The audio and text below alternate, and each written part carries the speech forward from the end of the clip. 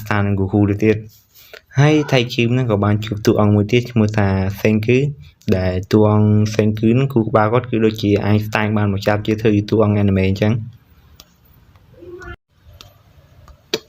ហើយថៃគីនឹងបានមកប្រាប់អាយស្តែងថាខ្លួននឹងសារភាពស្នេហ៍ទៅលើមិត្តរួមថ្នាក់របស់ខ្លួនម្នាក់ឈ្មោះថាយីស្រីហាប៉ុន្តែនៅពេលដែលកំពុងសារភាពស្នេហ៍របស់គេនោះ God be like no Thai you must not have a girlfriend ក៏បានជះ purify ទៅលើផែនដីធ្វើឲ្យមនុស្សកកទាំងអស់ហ្មង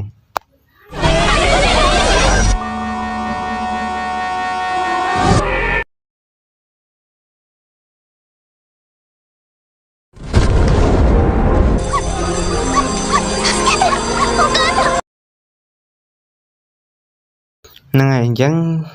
3700ឆ្នាំក៏បានកន្លងផុតទៅហើយថៃគីនឹងក៏បានបំបែកខ្លួនចេញពីថ្មហើយក៏បានជួបអាយស្តែនដែលអាយស្តែនគាត់បានបំបែកខ្លួនចេញពីថ្មអស់រយៈពេល6ខែហើយអាយស្តែននឹងបានប្រើខួរក្បាលវិទ្យាសាស្ត្ររបស់គាត់នឹងមកបង្កើតផ្ទះអាហារវត្ថុប្រើប្រាស់អីផ្សេងៗសម្រាប់រស់នៅហ្នឹងហើយអាយស្តែនក៏បានព្យាយាមធ្វើថ្នាំមួយ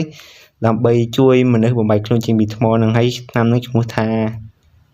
Miracle Water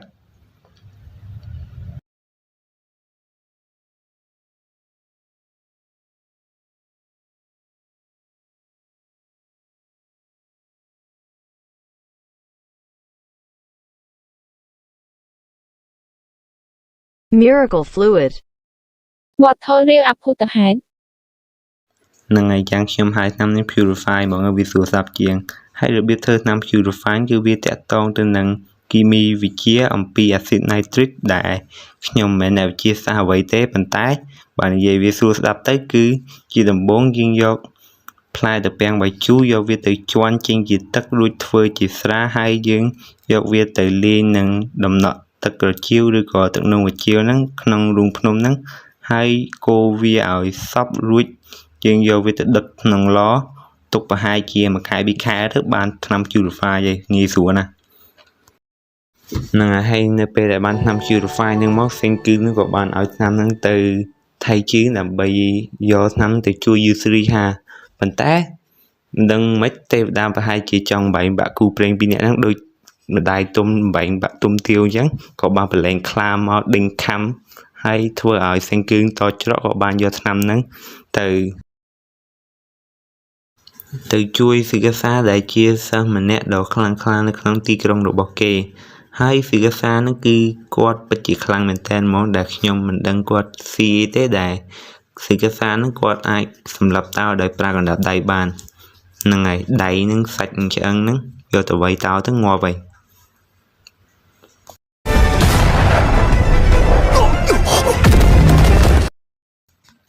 ហ្នឹងហើយវិទ្យាសាស្ត្រគឺវាអញ្ចឹងកុំសួរលេងដោច្រើនហ្នឹងហើយក្រោយពីបានជួយសេងគឺនឹងថៃជីរួចស៊ីកាសានឹងក៏បានតាំងខ្លួនជាអ្នកប្រមាញ់សត្វដើម្បីធ្វើជាអាហារដល់ក្រុមហើយថ្ងៃមួយនៅពេលដែលកំពុងញ៉ាំត្រីហ្នឹងអាយស្តែននឹងក៏បានចោទសំណួរមួយសួរថា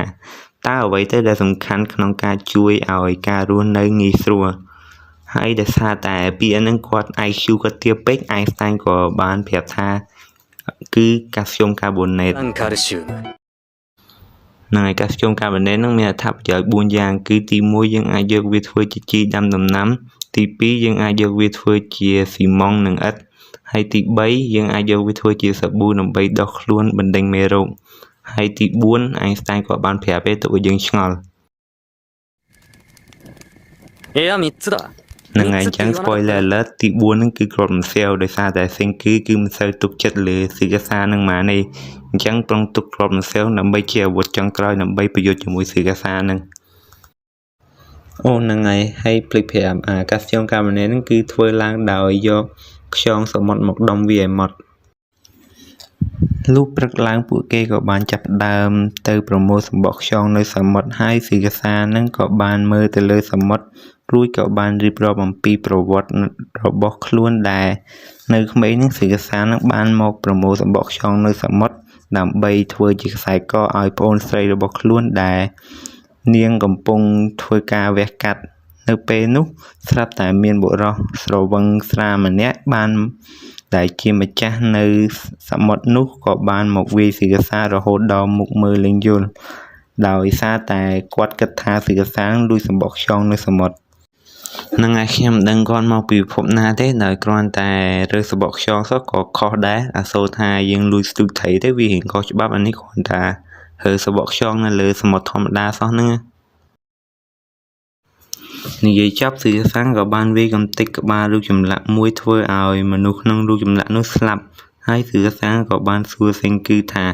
តើសេងគឺចង់ជួយមនុស្សលើលោកទាំងអស់មែនរួមទាំងមនុស្សអាក្រក់ពុករលួយនិងលុបលន់ដែរមែនដែលសិរសាគាត់គិតថានៅពេលដែលយើងជួយពួកនឹងរួចពួកនឹងប្រកាសជាដឹងគុណយើងមុនហើយប៉ុន្តែនៅពេលដែលសង្គមចាប់ផ្ដើមអភិវឌ្ឍលូតឡើងដោយធម្មតាវិញនោះពួកអ្នកមានអំណាចនិងមហាសេដ្ឋីហ្នឹងក៏បានចាប់ផ្ដើមទាមទារលុយទាមទារពន្ធវិញធ្វើឲ្យពិភពលោកដូចដើមវិញដដែលដែលអ្នកនរគ្នាដឹងស្រាប់ហើយមនុស្សយើងឥឡូវបំផ្លាញផែនដីលឿនជាងគាត់ប្រយ៉ងនៅម៉ោងប្រឡងទៀតហើយសិរសាគាត់ចង់បានពិភពលោកដូចដើមវិញចឹងឯងចឹងគាត់ចង់កែប្រែពិភពលោកដោយសម្លាប់មនុស្សធំនឹងចោលឲ្យអស់ទុកតែពួកក្មេងៗនិងយុវជនដែលមានចិត្តស្លូតត្រង់តែប៉ុណ្ណោះហើយសេងគឺគឺអត់ចង់ចូលរួមក្នុងផែនការដ៏សាហាវមួយនេះទេដែលសេងគឺនឹងគាត់ស្រឡាញ់តែវិទ្យាសាស្ត្រហើយគាត់ចង់ប្រើវិទ្យាសាស្ត្រដើម្បីជួយមនុស្សលើលោកទាំងអស់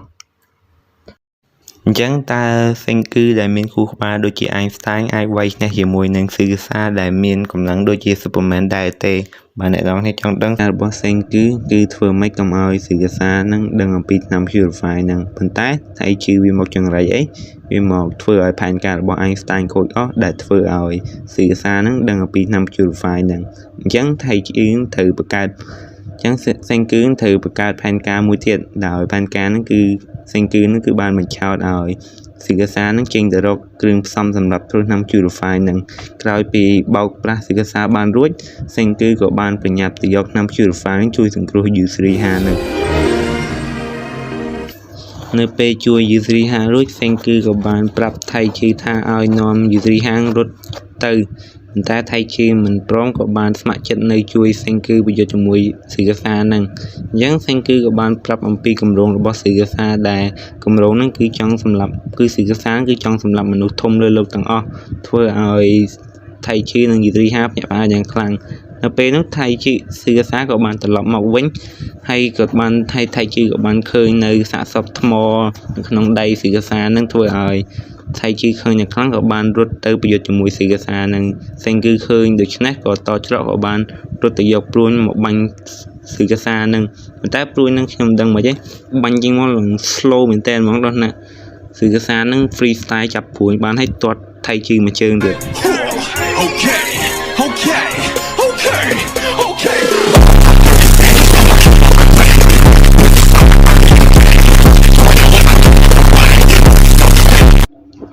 នៅពេលសេងគឺនឹងថៃជឿប្រយុទ្ធចាញ់សិរសារួចសិរសានឹងក៏មិនប្រកាន់អីបានដែរគ្រាន់តែប្រាប់ឲ្យសេងគឺថាកុំឲ្យមករៀបរៀងផែនការរបស់ខ្លួននោះបានហើយនិយាយចាប់សិរសាក៏បានត្រឡប់ទៅព្រៃវិញនៅពេលនោះសេងគឺក៏បានយកឱកាសនោះរត់គេចខ្លួនហើយរកកន្លែងដែលមានសុវត្ថិភាពដើម្បីបង្កើតគ្រាប់បែកដើម្បីបញ្ឈប់សិរសានឹងប៉ុន្តែនៅពេលដែលកំពុងរត់គេចខ្លួននោះសេងគឺក៏បានជួបនៅឧបសគ្គមួយគឺថាអត់ដឹងកន្លែងខ្លួនឯងនឹងនៅណាឯងអញ្ចឹងវាធ្វើឲ្យពិបាកក្នុងការរកទីតាំងស្នាក់នៅពេលនោះយូស្រីហាក៏បាននឹកឃើញអំពីផ្លូវទៅវត្តមួយដែលនៅពីទូចហ្នឹងឪពុកម្ដាយនាងតែងតែនាំមកលេងនៅវត្តហ្នឹងអញ្ចឹងសេងគឺនិងថៃជឿនឹងក៏បាននាំគ្នារត់ទៅតាមយូស្រីហារហូតទៅដល់វត្តមួយដែលមានរូបចម្លាក់ព្រះពុទ្ធយ៉ាងធំនៅពេលទៅដល់វត្តនោះសេងគឺនឹងគឺដឹងកន្លែងទីតាំងរបស់ខ្លួនឯងនៅណាហើយអញ្ចឹងវាធ្វើឲ្យងាយស្រួលក្នុងការស្វែងរកទីតាំងដទៃទៀតអញ្ចឹងសេងគឺក៏បានជ្រើសរើសយកភ្នំមួយឈ្មោះថា Hakone ដែលភ្នំហ្នឹងគឺវាសម្បូរទៅដោយ hot spring ដែលមានទឹកក្តៅអញ្ចឹងពួកគេក៏បាននាំគ្នាចេញដំណើរដើរនិងឆ្លងទន្លេទាំងយប់ទាំងថ្ងៃរហូតដល់ភ្នំ Hakone ហ្នឹងហើយមូលហេតុដែលសេងគឺជ្រើសរើសយកភ្នំហ្នឹងគឺដោយសារតែទី1គឺភ្នំហ្នឹងវាមានទឹកក្តៅសម្រាប់ងូតទី2គឺសេងគឺនឹងចង់យកសារធាតុមួយយ៉ាងដែលមាននៅលើភ្នំហ្នឹងឯងគឺសារធាតុ ស្ពាន់ធម៌ហើយស្ពាន់ធម៌នឹងជាធាតុមួយប្រភេទដែលមានសម្បុរលឿងខ្ចីសាច់ស្រួយក្លិនស្អុយឈ្ងុយដុតឆេះសម្រាប់ប្រើការផ្សំជារំសាវពណ៌ឬផ្សំជាថ្នាំជាដើម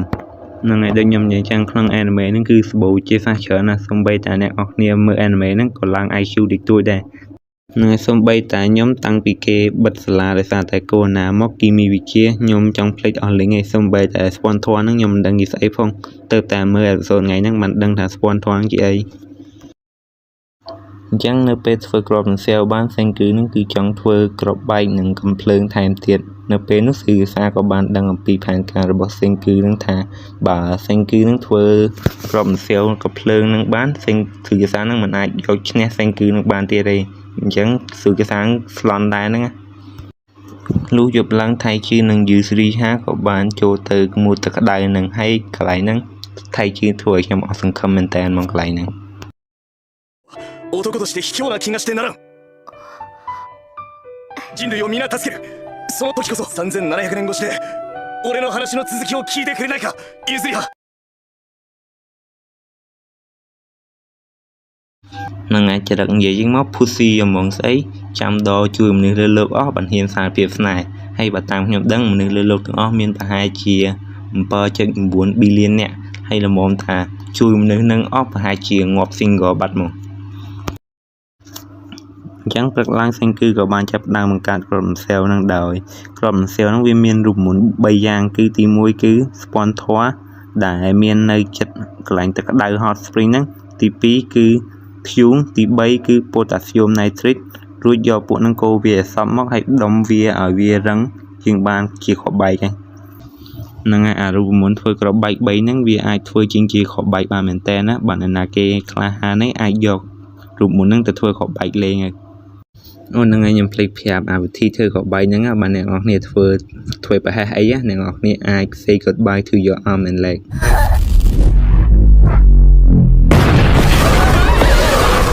ក្រោយពីធ្វើក្របបែកបានជោគជ័យសេងគឺនឹងចង់ប្រើក្របបែកទៅចរចាជាមួយស៊ីកសានឹងពីព្រោះសេងគឺអត់ចង់ប្រហូរឈាមមួយស៊ីកសានឹងឯងប៉ុន្តែបើការចរចានឹងវាបរាជ័យ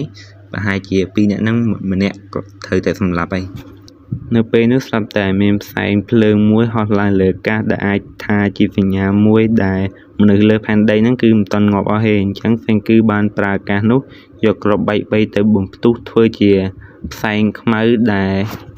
ជាសញ្ញាតបទៅវិញប៉ុន្តែការធ្វើបែបនេះគឺធ្វើឲ្យស៊ីកសានឹងដឹងអំពីកន្លែងលាក់ខ្លួនរបស់សេងគឺនឹងអញ្ចឹងស៊ីកសាក៏បានយកអាកាសនោះទៅចាប់យឺស៊ីហាធ្វើជាចំណាត់ខ្មាំងហើយគំរាមឲ្យសេងគឺនឹងប្រាប់អំពីរូបមន្តនៃថ្នាំ Purify ហើយនឹងឈប់បង្កើតក្របរំសាវទៀត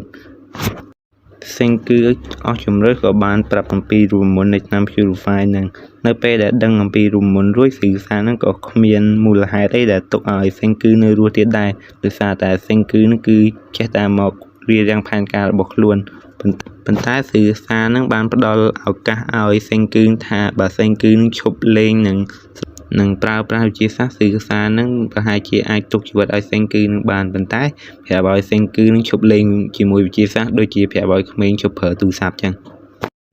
អញ្ចឹងសេងគឺក៏បានគិតពិចារណារួចក៏បាននឹកឃើញការថាការពីនៅតូចហ្នឹងសេងគឺនឹងមានបំណងប្រាថ្នាចង់ឡើងទៅភពអាកាសដោយសារតែបំណងប្រាថ្នាមួយនេះហើយទៅធ្វើឲ្យសេងគឺនឹងព្យាយាមសិក្សាអំពីវិទ្យាសាស្ត្រយ៉ាងខ្លាំងក្រោយពីគិតរួចសេងគឺនឹងក៏បានបដិសេធចឹងស៊ីកសាក៏បាននិយាយពាក្យលាទៅសេងគឺរួចក៏បានវាយបំបាក់ឆ្អឹងកធ្វើឲ្យសេងគឺនឹងងាប់ភ្លាមតែម្ដងចឹង anime ក៏បានចប់ fin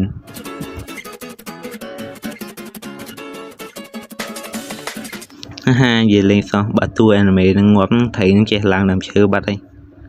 មូលហេតុដែលសេងគឺនឹងអត់តន់ស្លាប់នឹងគឺដោយសារតែនៅកន្លែងករបស់សេងគឺនឹងគឺវានៅជាប់ថ្មអញ្ចឹង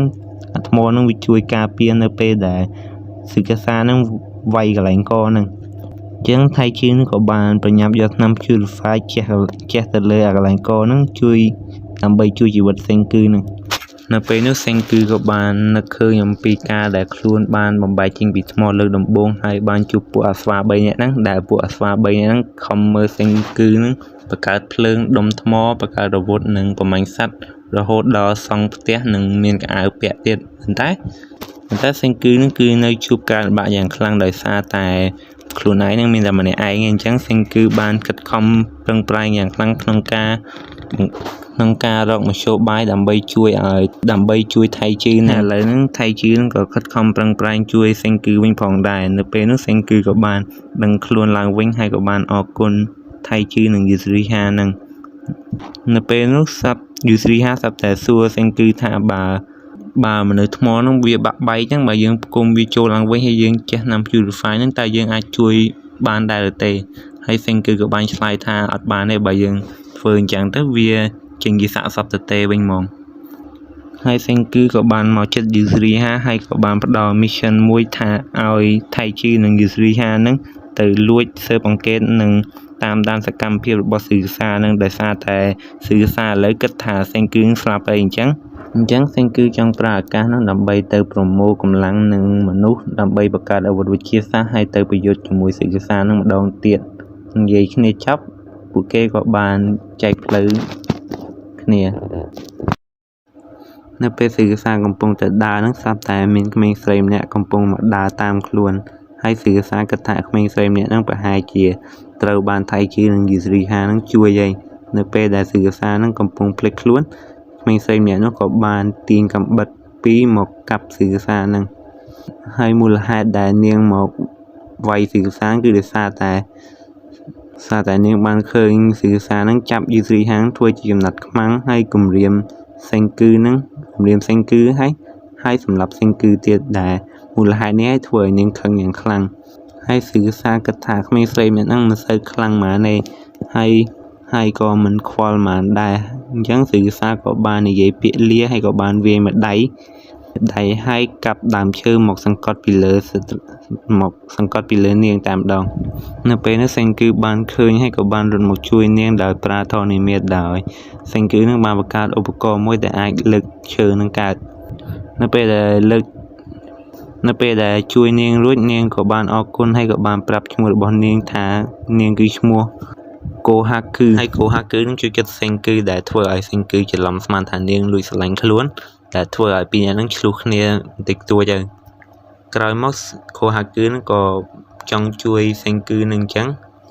នាងក៏បាននាំសេងគឺទៅភូមិរបស់នាងដើម្បីសហការគ្នាប្រយុទ្ធជាមួយស៊ឺសានឹងក៏បានឃើញកូហាគឺនឹងលើកធុងទឹកដ៏ធ្ងន់មួយអញ្ចឹងហើយសេងគឺនឹងគេចង់ធ្វើចរិតពណ៌ស្អាត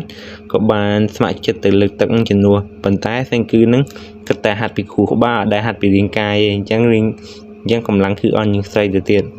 ដោយដឹងថារាងកាយនិងកម្លាំងរបស់ខ្លួនឯងអន់ហើយអញ្ចឹងហើយសេងគឺនឹងក៏បានប្រើខួរក្បាលវិទ្យាសាស្ត្ររបស់ខ្លួននឹងដើម្បីទៅបង្កើតយានជំនិះមួយដើម្បីនាំពួកគេទៅភូមិនឹងលឿននៅពេលទៅដល់ភូមិនឹងហើយភូមិនឹងគឺវាមានលក្ខណៈគួរសមមិនធំប្រមាណទេដែលភូមិមួយហ្នឹងគឺវាមានប្រជាជនចំនួន40នាក់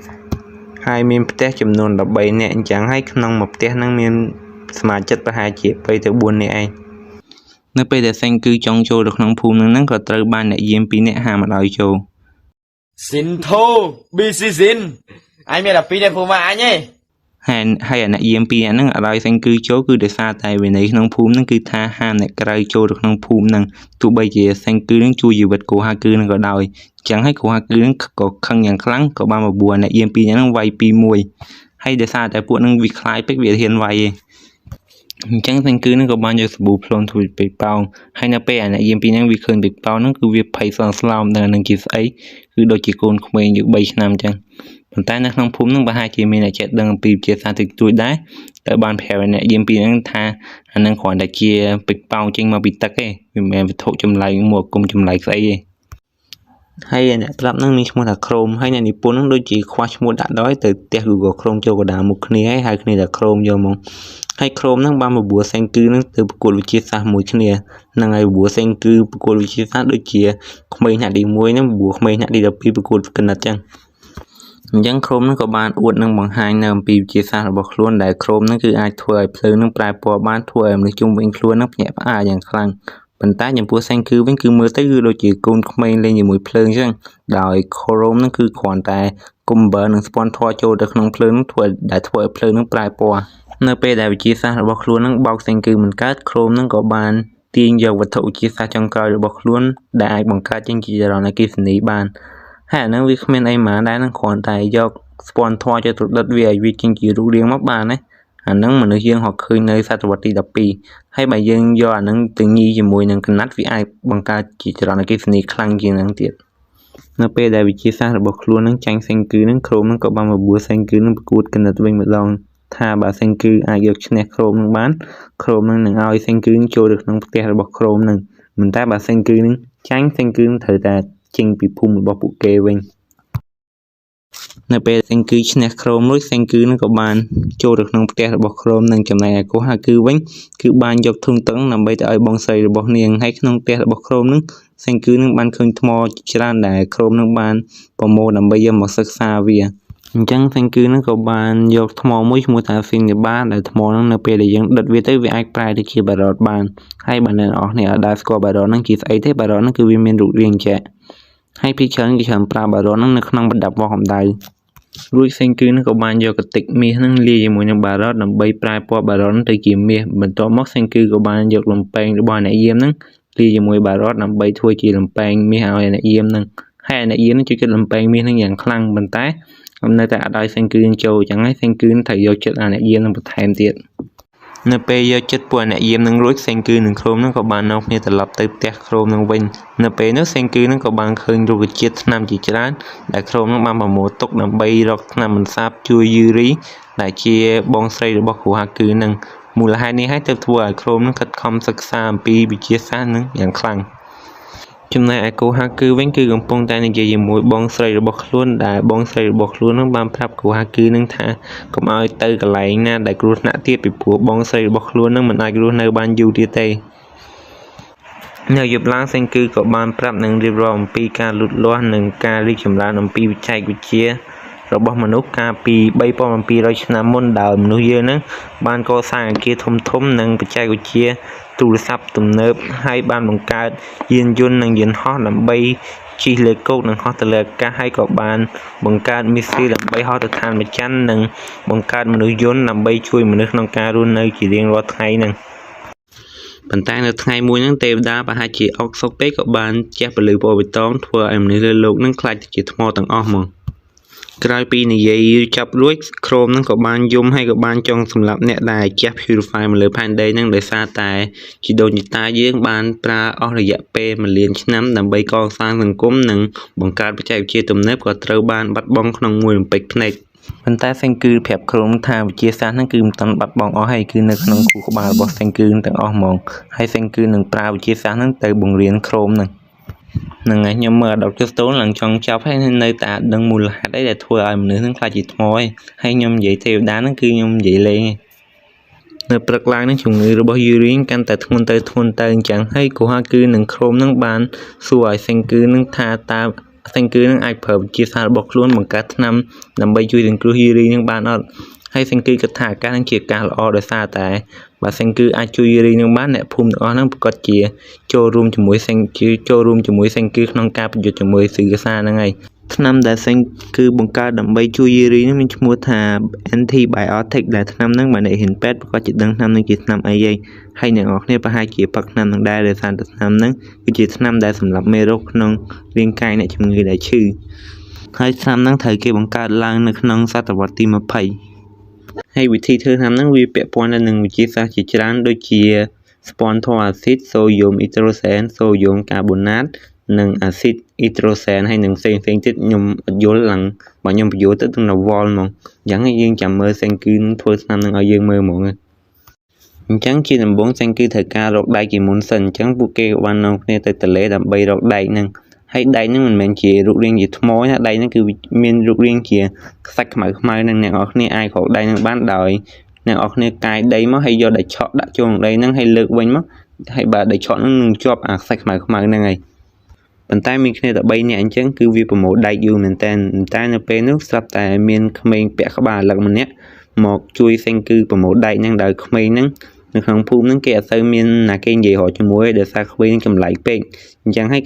ក្មេងហ្នឹងចង់មកជួយសេងគឺហ្នឹងហើយក្មេងហ្នឹងមានឈ្មោះថាស៊ីកា ក្រោយពីប្រមូលសាច់ដែករួចពួកគេក៏បាននាំគ្នាទៅបង្កើតដែកហើយវិធីបង្កើតដែកហ្នឹងគឺវាមិនងាយស្រួលទេដោយសារតែការធ្វើដែកហ្នឹងវាត្រូវការកម្ដៅ1500អង្សាសេចឹងហើយទោះបីជា4នាក់ហ្នឹងខំប្រឹងកាត់ភ្លើងមួយយប់តភ្លឺក៏ដោយក៏នៅតែមិនអាចបង្កើតដែកហ្នឹងបានដែរអញ្ចឹងហើយពួកគេត្រូវការកម្លាំងអ្នកភូមិហ្នឹងមកជួយបង្កើតកាត់ភ្លើងឲ្យវាក្តៅដើម្បីរំលាយដែកហ្នឹងសេងគឺក៏បានកាត់រងមធ្យោបាយដើម្បីតាក់ទាញអ្នកភូមិហ្នឹងឲ្យមកជួយបង្កើតភ្លើងដើម្បីបង្កើតដែកហ្នឹងតែនៅពេលនោះស៊ឺការហ្នឹងក៏បានស្ម័គ្រចិត្តទៅចូលភូមិហ្នឹងដើម្បីស៊ើបសួរថាតើអ្នកភូមិហ្នឹងចង់បានអីក្រោយពីស៊ើបសួររួចស៊ឺការហ្នឹងបានប្រាប់សេងគឺថាអ្នកភូមិហ្នឹងចង់បានម្ហូបឆ្ងាញ់អញ្ចឹងសេងគឺបានបង្កើតមីជប៉ុនមួយឈ្មោះថាមីរ៉ាមែនដោយសរសៃមីហ្នឹងសេងគឺនឹងបានយកអាស្លឹកមួយឈ្មោះថា Folktale ហើយអាស្លឹកហ្នឹងខ្ញុំមិនដឹងហើយជាស្លឹកស្អីដែរបើហើយជានៅខ្មែរអត់មានទេបើអ្នកនរគ្នាស្គាល់ស្លឹកហ្នឹងជួយប្រាប់ផងជួយប្រាប់ក្នុងខមមិនផងបន្ទាប់មកដោយសារតែនៅសម័យហ្នឹងគេអត់មានពងមាន់អញ្ចឹងសេងគឺនឹងបានយកពងចាបដាក់ចូលហើយលាយជាមួយនឹងកាល់ស្យូមកាបូនអេតប៉ូតាស្យូមកាបូណេតហើយអាមីហ្នឹងមនុស្សយើងបង្កើតឡើងដំបូងនៅសតវត្សទី4នៅក្នុងប្រទេសម៉ុងហ្គោលនៅពេលធ្វើមីនឹងរួចពួកគេក៏បាននាំគ្នាភ្លក់មើលមីនឹងដោយក្រោមខោគឺនឹងស៊ឺការហ្នឹងនៅពេលដែលញ៉ាំមីនឹងរួចគាត់ថាមីនឹងគឺជាម្ហូបដែលទេវតាដូចតម្លាក់មកឲ្យអញ្ចឹងចំណែកសេងគឺវិញគាត់ថាមីនឹងមានរសជាតិចត់ដូចថ្នាំអញ្ចឹងក្រោយពីធ្វើមីបានជោគជ័យរួចសេងគឺនឹងក៏បានធ្វើអាទេសអូសទៅលក់មីដើម្បីឲ្យប្រជាជនក្នុងភូមិហ្នឹងហើយសេងគឺនឹងគិតថាចង់ប្រើមីហ្នឹងដើម្បីគ្រប់គ្រងប្រជាជនក្នុងភូមិទាំងអស់ហ្នឹងមកហើយមនុស្សក្នុងភូមិហ្នឹងជួយគិតមីដែលសេងគឺធ្វើនឹងយ៉ាងខ្លាំងដល់ថ្នាក់ក្មេងស្រីហ្នឹងមកចង់ញ៉ែសេងគឺនឹងទៀតហើយចំណែកក្រោមវិញបានយកមីហ្នឹងទៅតាក់ទាញអ្នកយាមពីរហ្នឹងដើម្បីយកចិត្តពួកវាប៉ុន្តែនៅពេលនោះស្រាប់តែមានបុរសម្នាក់មកញ៉ាំមីរបស់សេងគឺនឹងដែលសេងគឺនឹងអត់ដែលស្គាល់ទេហើយអញ្ចឹងហើយគូហាគឺនឹងអ្នកយាមពីរហ្នឹងមកចាប់បុរសម្នាក់ហ្នឹងសួរហើយអាមួយហ្នឹងគឺវាត្រូវสื่อសារហ្នឹងបញ្ជាមកឲ្យខ្លងមើលសេងគឺនឹងថាសេងគឺនឹងរស់អត់អញ្ចឹងនៅពេលដែលអ្នកភូមិញ៉ាំមីរបស់សេងគឺរួចសេងគឺក៏បានប្រាប់ថាអ្នកដែលញ៉ាំមីរបស់សេងគឺទាំងអស់ហ្នឹងគឺត្រូវតែធ្វើការឲ្យសេងគឺនឹងអញ្ចឹងសេងគឺបានចាប់អ្នកភូមិនិងបុរសមកថ្មីហ្នឹងទៅផ្លុំភ្លើងទៅកាត់ភ្លើងដើម្បីធ្វើដែកនៅពេលដែលសេងគឺប្រើអ្នកភូមិឲ្យប្រកាត់ភ្លើងហ្នឹងសេងគឺនឹងក៏បានយកឱកាសហ្នឹងទៅនិយាយជាមួយបុរសដែលមកថ្មីហ្នឹងដោយបុរសហ្នឹងកាលពីវានៅរស់ហ្នឹងគឺវាជាអ្នកលេងសៀកដ៏ល្បីល្បាញម្នាក់ដែលសេងគឺនឹងបានស្គាល់អញ្ចឹងនៅពេលដែលสื่อសារជួយឲ្យ agent នឹងបំបែកចេញពីថ្មสื่อសារនឹងក៏បានប្រើ agent នឹងឲ្យមកស៊ើបអង្កេតថាតើសេងគឺនៅរស់អត់ប៉ុន្តែនៅពេលដែលវាឃើញសេងគឺបង្កើតមីបង្កើតដែកហ្នឹងវាគិតថាខាងសេងគឺនឹងប្រហែលជាឈ្នះទៅលើនឹងខាងสื่อសារឯងប៉ុន្តែនៅខាងសេងគឺនឹងគឺវាហត់នៅបន្តិចដោយសារតែវាត្រូវធ្វើការចំណែកឯខាងสื่อសារវិញគឺវាមិនបាច់ធ្វើការធ្វើអីគឺវាដឹងតែដេកស៊ីហើយមានស្រីកំដរច្រើនទៀតអញ្ចឹងហើយសេងគឺនឹងចង់បង្កើតវិធីសាស្ត្រទំនើបដើម្បីតាក់ទាញagent ហ្នឹងឲ្យមកចូលខាងសេងគឺនឹងវិញអញ្ចឹងក្រៅពីការជួយបង្កាត់ភ្លើងរបស់អ្នកភូមិហ្នឹងមកយប់តភ្លើងហ្នឹងសេងគឺនឹងក៏បានបង្កើតដែកតភាពពីវីដេអូមុនរបស់យើងដែលយើងបាននៅថាសេងគឺនឹងចង់បង្កើតវិធីសាស្ត្រទំនើបដើម្បីតាក់ទាញឲ្យagent ហ្នឹងមកបដូរខាងពីស៊ីកាសាមកខាងសេងគឺវិញអញ្ចឹងហើយសេងគឺនឹងចង់បង្កើតម៉ាស៊ីនភ្លើងដើម្បីបង្កើតចរន្តអគ្គិសនីហើយដើម្បីបង្កើតម៉ាស៊ីនភ្លើងហ្នឹងសេងគឺត្រូវការដែកឆក់និងចរន្តអគ្គិសនីនៅពេលនោះស្រាប់តែមានភ្លៀងព្យុះក៏រន្ទះយ៉ាងខ្លាំងមកធ្វើឲ្យផែនការរបស់សេងគឺខូចអស់ដោយសារតែសេងគឺអត់ទាន់បានរៀបចំគ្រប់គ្រាន់ក្នុងការទាញយកចរន្តអគ្គិសនីទេអញ្ចឹងហើយសេងគឺក៏បានបន្ថយយកឱកាសនេះទៅចាប់យកអន្ទាក់បាញ់ដើម្បីធ្វើជាចរន្តអគ្គិសនីតែម្ដងពីព្រោះសេងគឺអត់ដឹងថាតើពេលណាដែលវាអាចភ្លៀងបានដូចអញ្ចឹងទៀតទេដោយសារតែពិភពលោកគឺវាអាកាសធាតុវាទៀងទាត់អញ្ចឹងវិញគឺបានប្រមូលគ្នាទៅកន្លែងណាដែលខ្ពស់ដើម្បីចាប់យកអន្ទាក់បាញ់ធ្វើជាចរន្តអគ្គិសនីហើយការចាប់យកអន្ទាក់បាញ់ធ្វើជាចរន្តអគ្គិសនីហ្នឹងមិនមែនយើងដើរទៅកាន់ដែកឲ្យអន្ទាក់បាញ់ឆក់ងាប់ទេណាអញ្ចឹងការចាប់យកដែកធ្វើជាចរន្តអគ្គិសនីដើម្បីធ្វើជាដែកឆក់ហ្នឹងសេងគឺនឹងបានយកដែកហ្នឹងរុំព័ទ្ធជាមួយនឹងខ្សែស្ពាន់ហើយខ្សែស្ពាន់ហ្នឹងគឺដូចជាខ្សែភ្លើងយើងប្រើថ្ងៃអញ្ចឹងហើយខ្សែហ្នឹងគឺវាធ្វើចេញមកពីស្ពាន់ប៉ុន្តែនៅពេលនោះស្រាប់តែមានពួកអត់ប្រយោជន៍3នាក់មករំខានដែលមេរបស់វាមានឈ្មោះថាម៉ាគូម៉ានៅពេលនោះជីននឹងក៏បានឃើញជីននឹងក៏បានមកជួយសេងគឺដោយជីននឹងបានលេងសៀកដាក់ពួក3នាក់ហ្នឹងធ្វើឲ្យពួកវាគិតថាជីននឹងចេះសិលវិតមុនចម្លែងអញ្ចឹងហើយពួកវាអត់ហ៊ានមករំខានទេអញ្ចឹងដើម្បីចាប់យកអន្ទាក់បាញ់ហ្នឹងពួកគេត្រូវការឈើវែងដើម្បីភ្ជាប់ជាមួយនឹងដែកហ្នឹងនៅពេលនោះគូហាគឺនឹងក៏បានយកលំពែងមាសរបស់អាគីនដូហ្នឹងមកចាំអន្ទាក់បាញ់ធ្វើឲ្យលំពែងមាសរបស់វាខ្លាចជាផែអស់លីងមកក្រោយពីអន្ទាក់បាញ់ត្រូវដែករួចដែកហ្នឹងក៏បានប្រែកាយទៅជាដែកឆក់ អញ្ចឹងម៉ាស៊ីនភ្លើងដែលសេងគីរកបង្កើតហ្នឹងគឺម៉ាស៊ីនហ្នឹងត្រូវការកម្លាំងមនុស្សដើម្បីបង្កើតចរន្តអគ្គិសនីអញ្ចឹងហើយសេងគីបានយកស្ពាន់ហ្នឹងទៅបង្កើតជារង្វង់មូលដ៏ធំពីររួចសេងគីបានយកខ្សែភ្លើងហ្នឹងលាយជាមួយនឹងផូស្វែអាស៊ីតនៅពេលនោះជីនហ្នឹងក៏បានសួរសេងគីថាហេតុអីមាត់របស់សេងគីប៉ោងអញ្ចឹងហើយសេងគីក៏បានប្រាប់ថាដោយសារតែសេងគីនឹងប្រតិកម្មជាមួយនឹងផូស្វែអាស៊ីតល្ងាចឡើងពួកគេក៏បានបង្កើតម៉ាស៊ីនភ្លើងរួចរាល់ដែរម៉ាស៊ីនភ្លើងនឹងគឺត្រូវការកម្លាំងមនុស្សមកបង្វិលដើម្បីបង្កើតជាចរន្តអគ្គិសនីអញ្ចឹងហើយសេងគីនឹងបានហៅអ្នកយាម2នាក់ហ្នឹងមកជួយបង្វិលដើម្បីបង្កើតចរន្តអគ្គិសនីក្រោយពីបានបង្វិលគ្រប់ចរន្តអគ្គិសនីរួចសេងគីនឹងក៏បានបង្កើតអំពូលភ្លើងជាលើកដំបូងដោយប្រើចរន្តអគ្គិសនីនៅលើពិភពលោកនេះក្រោយមកពួកគេក៏បាននាំគ្នាទៅជួបជុំគ្នាដើម្បីនិយាយអំពីអាជីននឹងក្រោយពីអាជីននឹងបានឃើញសេងគីបង្កើនពូភ្លើងមកជីននឹងក៏បានគិតអំពីការដែលសិក្សាបានជួយអាជីននឹងបំបែកចេញពីថ្មជាលើកដំបូងនឹងដែលអាជីននឹងធ្លាប់ជួបសិក្សាម្ដងដែរនៅក្នុងកម្មវិធីទូរទស្សន៍មួយហើយនៅក្រៅខ្នងរបស់សិក្សាគឺសិតតែរូបចម្លាក់ឯសិក្សានឹងគាត់ថាចង់ជួយបន្ទាប់មកសិក្សានឹងក៏បាននាំជីនទៅកន្លែងដែលសេងគីបានរត់គេចហ្នឹងហើយបានឲ្យជីននឹងទៅស្វែងរកសេងគីថាតើសេងគីនៅរស់អត់នៅពេលដែលជីននឹងកំពុងកាត់ភ្លេចខ្លួនអាម៉ាគឺម៉ានឹងក៏បានមកសម្លាប់ជីននឹងប៉ុន្តែនៅក្នុងខ្លួនរបស់ជីននឹងវាលាក់របស់លេងសៀកជាច្រើនចឹងហើយរបស់នឹងវាបានជួយជីវិតអាជីននឹងនៅពេលនោះសេងគីក៏បានឃើញសេងគីក៏បានយកជីននឹងទៅព្យាបាលរបួសព្រឹកឡើងពួកគេក៏បាននិយាយអំពីការប្រកួត tournament ដែលចាប់ផ្ដើមនៅពី3ថ្ងៃទៀតហើយអ្នកដែលឈ្នះនៅក្នុង tournament ហ្នឹងគឺអាចរៀបការជាមួយនឹងកូនស្រីរបស់មេភូមិហ្នឹងហើយក៏អាចខ្លាចជាមេភូមិដែរហើយអាម៉ាគឺម៉ាដែលបានមកសម្លាប់ជីនហ្នឹងគឺវាចង់ចូល tournament ហ្នឹងដើម្បីធ្វើជាមេភូមិហើយវាចង់សម្លាប់យីរីថែមទៀតដោយសារតែយីរីហ្នឹងមានជំងឺចម្លែកអញ្ចឹងហើយក្រុមរបស់សេងគឺនឹងក៏បានចុះឈ្មោះចូលប្រកួត tournament ហ្នឹងហើយកូហាគឺនឹងបានសួរអ្នកយាមពីរហ្នឹងថាតើវាចង់រៀបការជាមួយស្រីស្អាតអត់អញ្ចឹងហើយពួកវាក៏បានចូលរួមនៅក្រុមសេងគឺទៅបន្ទាប់មកកូហាគឺនឹងក៏បានវឹកហាត់អ្នកយាមពីរហ្នឹងឲ្យវាមានឱកាសខ្ពស់ដើម្បីយកឈ្នះអាម៉ាគឺម៉ានៅក្នុង tournament ហ្នឹងចំណែកឯក្រុមវិញគឺបានទៅរៀនអំពីវិទ្យាសាស្ត្រជាមួយនឹងសេងគឺនៅព្រឹកឡើងជីននឹងក៏បានរួចគេចខ្លួនដោយយប់មិញនឹងសេងគឺនឹងបានសន្យាជាមួយជីននឹងថាសេងគឺនឹងធ្វើកូកាកូឡាឲ្យផឹកអញ្ចឹងហើយជីននឹងក៏បានស្ម័គ្រចិត្តចូលទៅក្រុមសេងគឺហើយក៏បានរត់ទៅប្រាប់សិកាសាថាសេងគឺគឺស្លាប់ហើយបន្ទាប់មកសេងគឺនឹងក៏ចង់បង្កើតកញ្ចក់វិញម្ដងដោយមូលហេតុមាន2គឺទី1សេងគឺចង់ធ្វើជាវ៉ែនតាដើម្បីឲ្យសិកានឹងដោយសារតែសិកានឹងមានភ្នែកមញោកមើលអត់ទៅច្បាស់ទី2សេងគឺនឹងចង់បង្កើតកែវនឹងដើម្បីទុកដាក់សារធាតុគីមីដើម្បីធ្វើស្នាមឲ្យយូរីនឹងហើយរបៀបធ្វើកញ្ចក់ហ្នឹងបានអ្នកនរគ្នាធ្លាប់លេងមិនកាមអ្នកនរគ្នាប្រកាសជាដឹងធ្វើមិនខ្មិចហើយដែលយើងយកសាច់ហ្នឹងទៅដុតក្នុងឡក្រោយពីដុតសាច់ក្នុងឡមកយប់តភ្លឺរួចសេងគឺនឹងក៏បានលាយជាមួយនឹងសារធាតុគីមីម្យ៉ាងដែលខ្ញុំអត់ស្គាល់ទេរួចយើងក៏បានបង្កើតកញ្ចក់ដែលមើលធ្លុះបន្ទាប់មកសេងគឺបានយកកញ្ចក់ហ្នឹងទៅសលាងឲ្យវាមានភាពរលោងភ្លឺថ្លារួចសេងគឺក៏បានយកកញ្ចក់ហ្នឹងទៅបិទជាប់ជាមួយនឹងក្បាលអាលឹកដែលស៊ឺកានជួយកាត់ពាក់ហ្នឹងបន្ទាប់មកសេងគឺក៏បាននាំស៊ឺកានទៅតេស្តវ៉ែនតានឹងមើលដោយនៅពេលដែលស៊ឺកានអត់ពាក់ក្បាលលឹកស៊ឺកាននឹងមើលទៅអត់សូវច្បាស់វាព្រិលហើយស៊ឺកានខំប្រឹងមើលដូចភ្នែកមនុស្សចាស់អញ្ចឹងប៉ុន្តែនៅពេលដែលពាក់ក្បាលលឹកចូលស៊ឺកាននឹងក៏បានមើលច្បាស់ឡើងវិញហើយអ្នកមញោកមិនមែនមានតែស៊ឺកាននឹងមួយទេអាហ្គីនរ៉ូនឹងដែលជាអ្នកយាមនឹងក៏វាមញោកដែរមូលហេតុនេះហើយទើបធ្វើឲ្យវាពិបាកមើលនៅពេលដែលវាយគ្នាក្រោយពីធ្វើមិនតារួចសេងគឺក៏បានមកធ្វើកែវវិទ្យាសាស្ត្រវិញម្ដងដែលកែវវិទ្យាសាស្ត្រដែលសេងគឺធ្វើនឹងគឺចេញមកគឺដូចជាអាចគោអញ្ចឹងហើយក្រុមក៏បានទៅហៅអាតាមួយក្នុងភូមិដែលប្រកែកខាងធ្វើឲ្យវ៉ាវ៉ាន់ហ្នឹងមកជួយធ្វើកែវឲ្យក្រោយពីធ្វើកែវវិទ្យាសាស្ត្ររួចសេងគឺចង់ទៅរកសារធាតុគីមីដ៏គ្រោះថ្នាក់ម្យ៉ាងមកដាក់នៅក្នុងកែវវិទ្យាសាស្ត្រដើម្បីធ្វើថ្នាំឲ្យយូរីហ្នឹងហើយសារធាតុគីមីហ្នឹងគឺវាគ្រោះថ្នាក់មែនទែនដែលវាអាចសម្លាប់មនុស្សក្នុងមួយម្ពេចភ្នែកបាន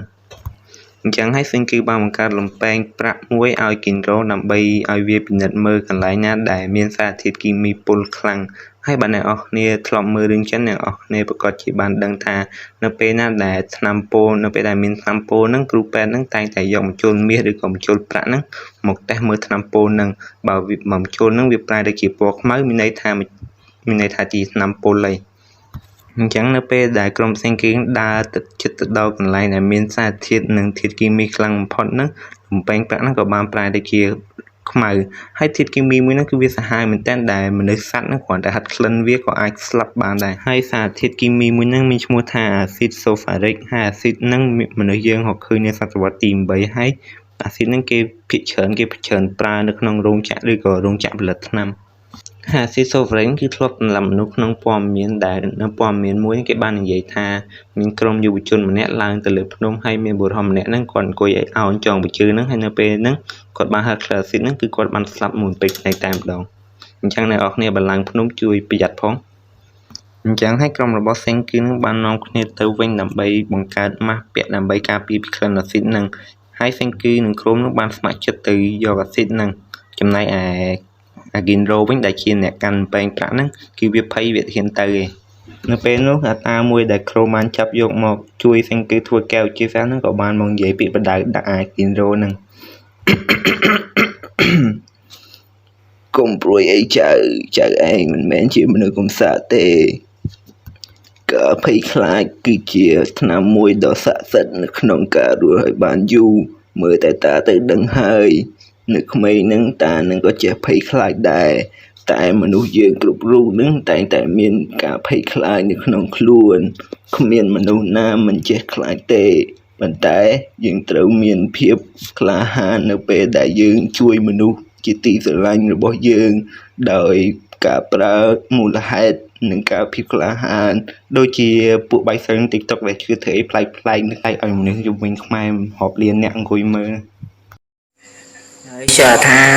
ចង់និយាយថាពួកបៃសិន TikTok ហ្នឹងពួកគាត់នឹងមានសមត្ថភាពនៅក្នុងខ្លួននឹងខ្លាំងដល់ឡីអត់ចេះខ្លាចចេះអីហ្មងបើស្អើខ្ញុំហមបៃសិន TikTok ខ្ញុំសុខចិត្តទៅកាប់ឲ្យឆ្កែល្អជាងសួរតាស៊ីនធូទៅដឹងហ៎បាទហៅប៉ូលីសម្ចាញ់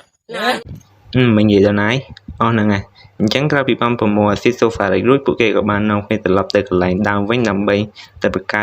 កអាស៊ីតហ្នឹងទៅបង្កើតថ្នាំហ្នឹងហើយការបង្កើតថ្នាំហ្នឹងគឺវាពាក់ព័ន្ធនឹងវិទ្យាសាស្ត្រច្រើនមែនទែនអញ្ចឹងហើយខ្ញុំគូក្បាលខ្ញុំមិនគូក្បាល Einstein ទេអញ្ចឹងខ្ញុំនឹងបញ្យល់ឲ្យវាងាយស្រួលស្ដាប់តែម្ដងអញ្ចឹងជាដំបូងសិនគឺបានយកអាស៊ីតសូហ្វារិកហ្នឹងលាយជាមួយនឹងធាតុគីមីច្រងច្រឡាំងចេញជាអាស៊ីត hydrochloric បន្ទាប់មកសិនគឺបានយកអាស៊ីតហ្នឹងទៅយកលាយជាមួយនឹងច្រងច្រឡាំងចេញជាអាស៊ីត chlorophyll បន្ទាប់មកសិនគឺបានយកគីសនីលាយជាមួយនឹងទឹកអំបិល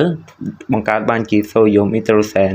ហើយគ្រឿងចុងក្រោយហ្នឹងគឺត្រូវការទឹកនោមបន្ទាប់ហើយគ្រឿងដែលខ្វះក្នុងការធ្វើថ្នាំហ្នឹងគឺត្រូវការស្រាដោយសារតែក្នុង tournament ហ្នឹងអ្នកដែលឈ្នះគឺគេឲ្យស្រាអញ្ចឹងហើយពួកគេក៏បាននាំគ្នាចូលទៅ tournament ហ្នឹងទៅ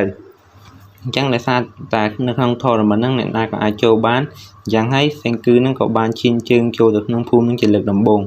អញ្ចឹងម៉ាច់ដំបូងគឺស៊ីនធូនឹងជាមួយនឹងវៃជាមួយនឹងម៉ាកូម៉ាហើយមកជិះម៉ូតូទៅវិញអាជិះចានកំជុងអញអាចចុយម្រាយ business អញ្ចឹងការវៃគ្នាជាលើកដំបូងហ្នឹងគូប្រកួតពីរនាក់ហ្នឹងមានកម្លាំងស្មើគ្នាប៉ុន្តែនៅពេលនោះអាម៉ាកូម៉ាគឺបានឈានជើងថយក្រោយធ្វើឲ្យផ្នែករបស់គីនរ៉ូនឹងមើលទៅឃើញអញ្ចឹងហើយម៉ាកូម៉ាក៏បានវាយគីនរ៉ូនឹងទៅនៅពេលនោះស៊ឺកានឹងក៏បានដឹងថាគីនរ៉ូនឹងប្រហែលជាមានផ្នែកមៀវដូចខ្លួនហើយអញ្ចឹងស៊ឺកានឹងក៏បានគប់មួកដែលចូលបន្តានឹងទៅឲ្យគីនរ៉ូនឹងពាក់នៅពេលដែលគីនរ៉ូនឹងពាក់មួកនឹងរួចគីនរ៉ូនឹងផ្នែករបស់គីនរ៉ូនឹងក៏បានមើលច្បាស់ឡើងវិញអញ្ចឹងហើយគីនរ៉ូនឹងក៏បានវាយឲ្យម៉ាកូម៉ានឹងខ្ទប់កលៀតតែនៅពេលនោះអាម៉ាកូម៉ានឹងវាបានបញ្ជាឲ្យវាបានប្រើអាគីនរ៉ូនឹងឲ្យទៅវាទៅសួរអាញាកដានៅពេលដែលគីនរ៉ូភ្លេចខ្លួនហ្នឹងអាម៉ាកូម៉ាក៏បានវាយពីក្រោយអញ្ចឹងវាក៏បានឈ្នះទៅចំណែកម៉ាច់បន្ទាប់ទៀតគឺក្រូមនឹងបានវាយជាមួយនឹងម៉ាកូម៉ានឹងដោយសារតែក្រូមនឹងមិនអាចយកឈ្នះម៉ាកូម៉ានឹងបានអញ្ចឹងហើយក្រូមនឹងក៏បានប្រើល្បិចដោយយកកញ្ចក់បន្តានឹងយកទៅចាំងដើម្បីធ្វើឲ្យកៅរបស់អាម៉ាកូម៉ានឹងឆេះនៅពេលនោះជីននឹងក៏បានមកជួយដែលធ្វើឲ្យម៉ាកូម៉ានឹងភ័យយ៉ាងខ្លាំងដោយសារតែវាគិតថាវាសម្រាប់ជីននឹងហើយអញ្ចឹងហើយជីននឹងក៏បានប្រាប់វាថាជីននឹងប្រើវិតាមីនចម្លែកដើម្បីចាប់ជាតិមកវិញហើយវានឹងដាក់ផ្ដាសាថាបើម៉ាកូម៉ានឹងហ៊ានតែកម្រើខ្លួននឹងវាបេះដូងវានឹងផ្ទុះដោយសារតែម៉ាកូម៉ានឹងវាភ្លើពេកវាក៏ជឿទៅអញ្ចឹងនៅពេលដែលកៅវាត្រូវពលឺថ្ងៃចាំងពីកញ្ចក់នឹងយូរពេកកៅវាក៏ចាប់ផ្ដើមឆេះអញ្ចឹងយើងចូលដល់មកចុងក្រោយគឺសេងគឺប្រគួតជាមួយនឹងក្រូមដោយសារតែក្រូមអស់កម្លាំងហត់ពេកក្រូមក៏បានស្លាប់ធ្វើឲ្យសេងគឺឈ្នះក្នុង tournament ហ្នឹងអញ្ចឹងនៅពេលនោះពួកអ្នកភូមិក៏បាននាំគ្នាយកស្រាមកជប់លៀងតែដោយសារតែសេងគឺនឹងបញ្ញាប់យកស្រាទៅធ្វើថ្នាំពេកសេងគឺក៏បានលេងលះយូរីចោលហើយក៏បានលួចយកស្រាទៅអញ្ចឹងក្រោយពីបានស្រារួចគ្រឿងផ្សំសម្រាប់ធ្វើថ្នាំនោះគឺគ្រប់គ្រាន់អស់លេងហើយអញ្ចឹងនៅពេលដែលសេងគឺបង្កើតថ្នាំរួចគ្នារបស់សេងគឺនឹងក៏បាននាំគ្នាយកថ្នាំហ្នឹងទៅឲ្យយូរីផឹកតែដោយសារតែ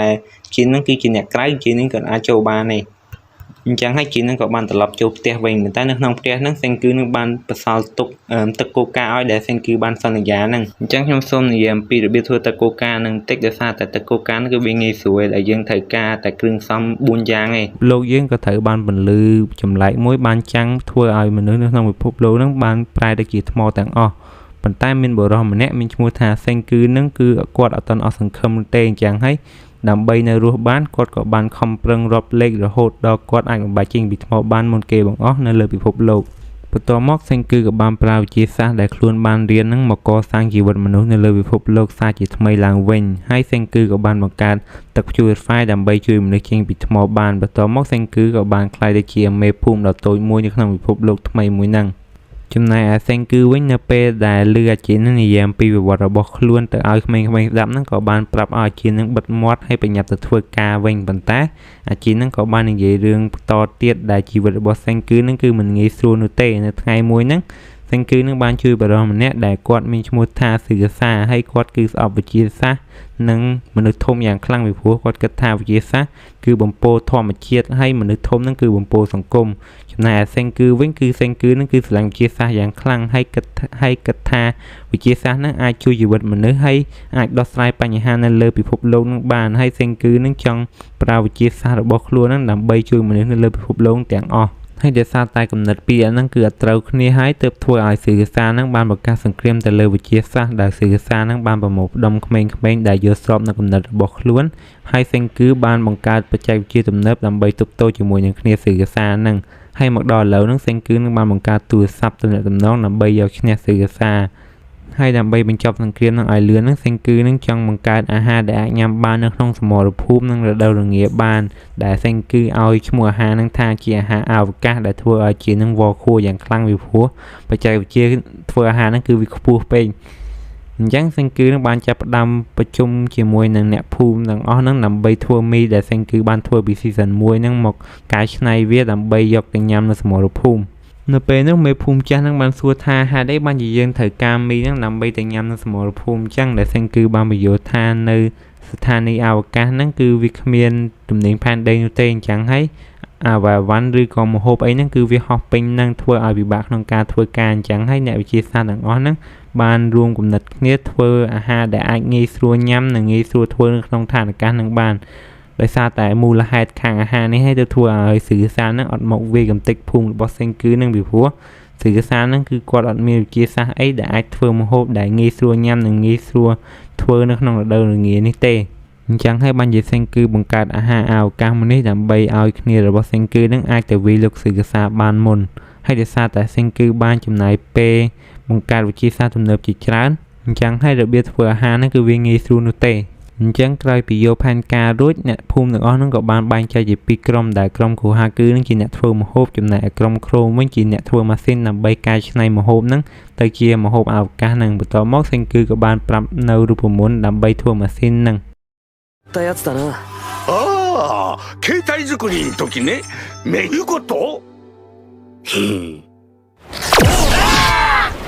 អញ្ចឹងក្រុមរបស់គ្រូហាគឺក៏បានធ្វើមីស៊ុបហើយប្រងដាក់ចូលចានប៉ុន្តែសេងគឺថាមិនបាច់ទេយើងយកមីហ្នឹងដាក់ចូលខ្លះសេឲ្យវាកកហ្មងទៅអញ្ចឹងនៅពេលដែលមីកករួចសេងគឺក៏បានប្រាប់នៅមធ្យោបាយរបស់ខ្លួនដែលសេងគឺនឹងប្រងយកមីស៊ុបហ្នឹងទៅធ្វើឲ្យវាខ្លាយទៅជាមីកំប៉ុងវិញដែលរបៀបធ្វើហ្នឹងគឺជាដំបូងយកមីកកហ្នឹងរួចយកមីកករួចយើងយកវាទៅដាក់ក្នុងម៉ាស៊ីនដែលសេងគឺបានប្រាប់ឲ្យក្រុមធ្វើហ្នឹងហើយនៅក្នុងម៉ាស៊ីនហ្នឹងវានឹងធ្វើឲ្យសំណើមកកហ្នឹងប្រែទៅជាចំហាយរួចទុកវាឲ្យវាក្រៀមមកបានហើយបន្ទាប់មកសេងគឺក៏បានចាក់ទឹកក្តៅចូលហើយវាក៏បានคล้ายទៅជាមីស៊ុបវិញបន្ទាប់មកក្រុមក៏បានធ្វើជាអ្នកភ្លក់មើលរួមទាំងអ្នកភូមិទាំងអស់ហ្នឹងហើយបាននិយាយថាមីហ្នឹងគឺវាឆ្ងាញ់ជាងមុនទៀតできたぜ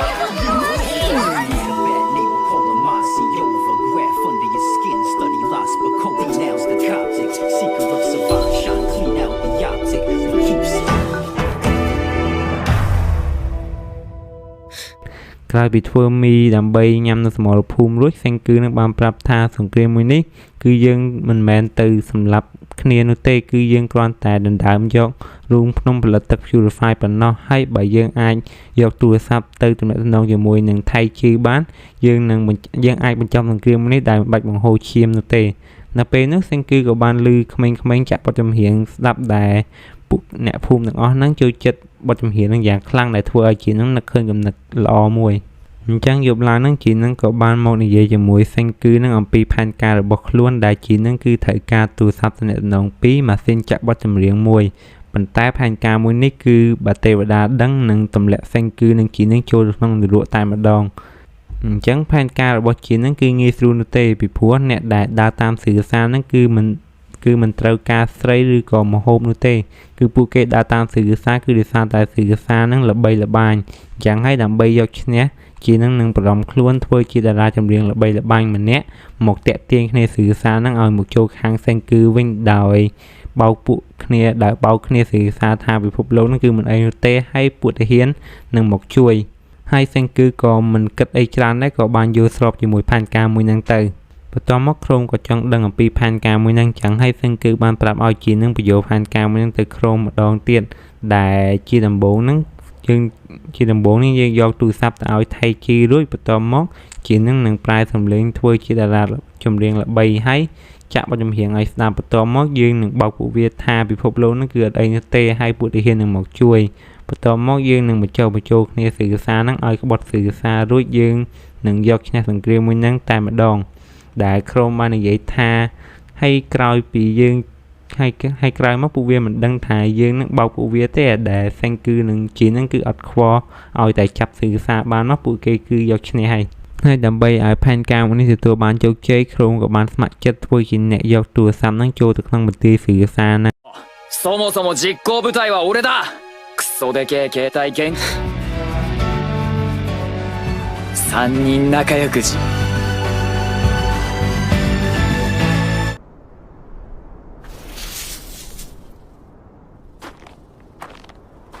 អញ្ចឹងព្រឹកឡើងពួកគេក៏បានចាប់ផ្ដើមផែនការដោយក្រុមនឹងធ្វើជាអ្នកភ្ជាប់ប្រព័ន្ធទូរស័ព្ទ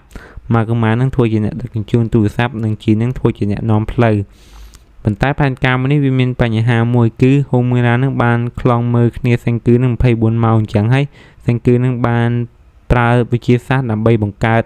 គ្រាប់បែកដើម្បីបញ្ឆោតហូមីរ៉ានឹងឲ្យគ្នាក្រុមនឹងលួចចេញទៅក្រោយពីក្រុមលួចចេញទៅបានសម្រេចហូមីរ៉ានឹងក៏បានទៅមើលកន្លែងដែលសេងគឺនឹងបានបំផ្ទុះគ្រាប់បែកនឹងហើយក៏ត្រូវបានគូហាគឺឃើញហើយក៏ដឹងចាប់千空がオト爆弾で作った千載一遇のチャンスなのだ爆発の後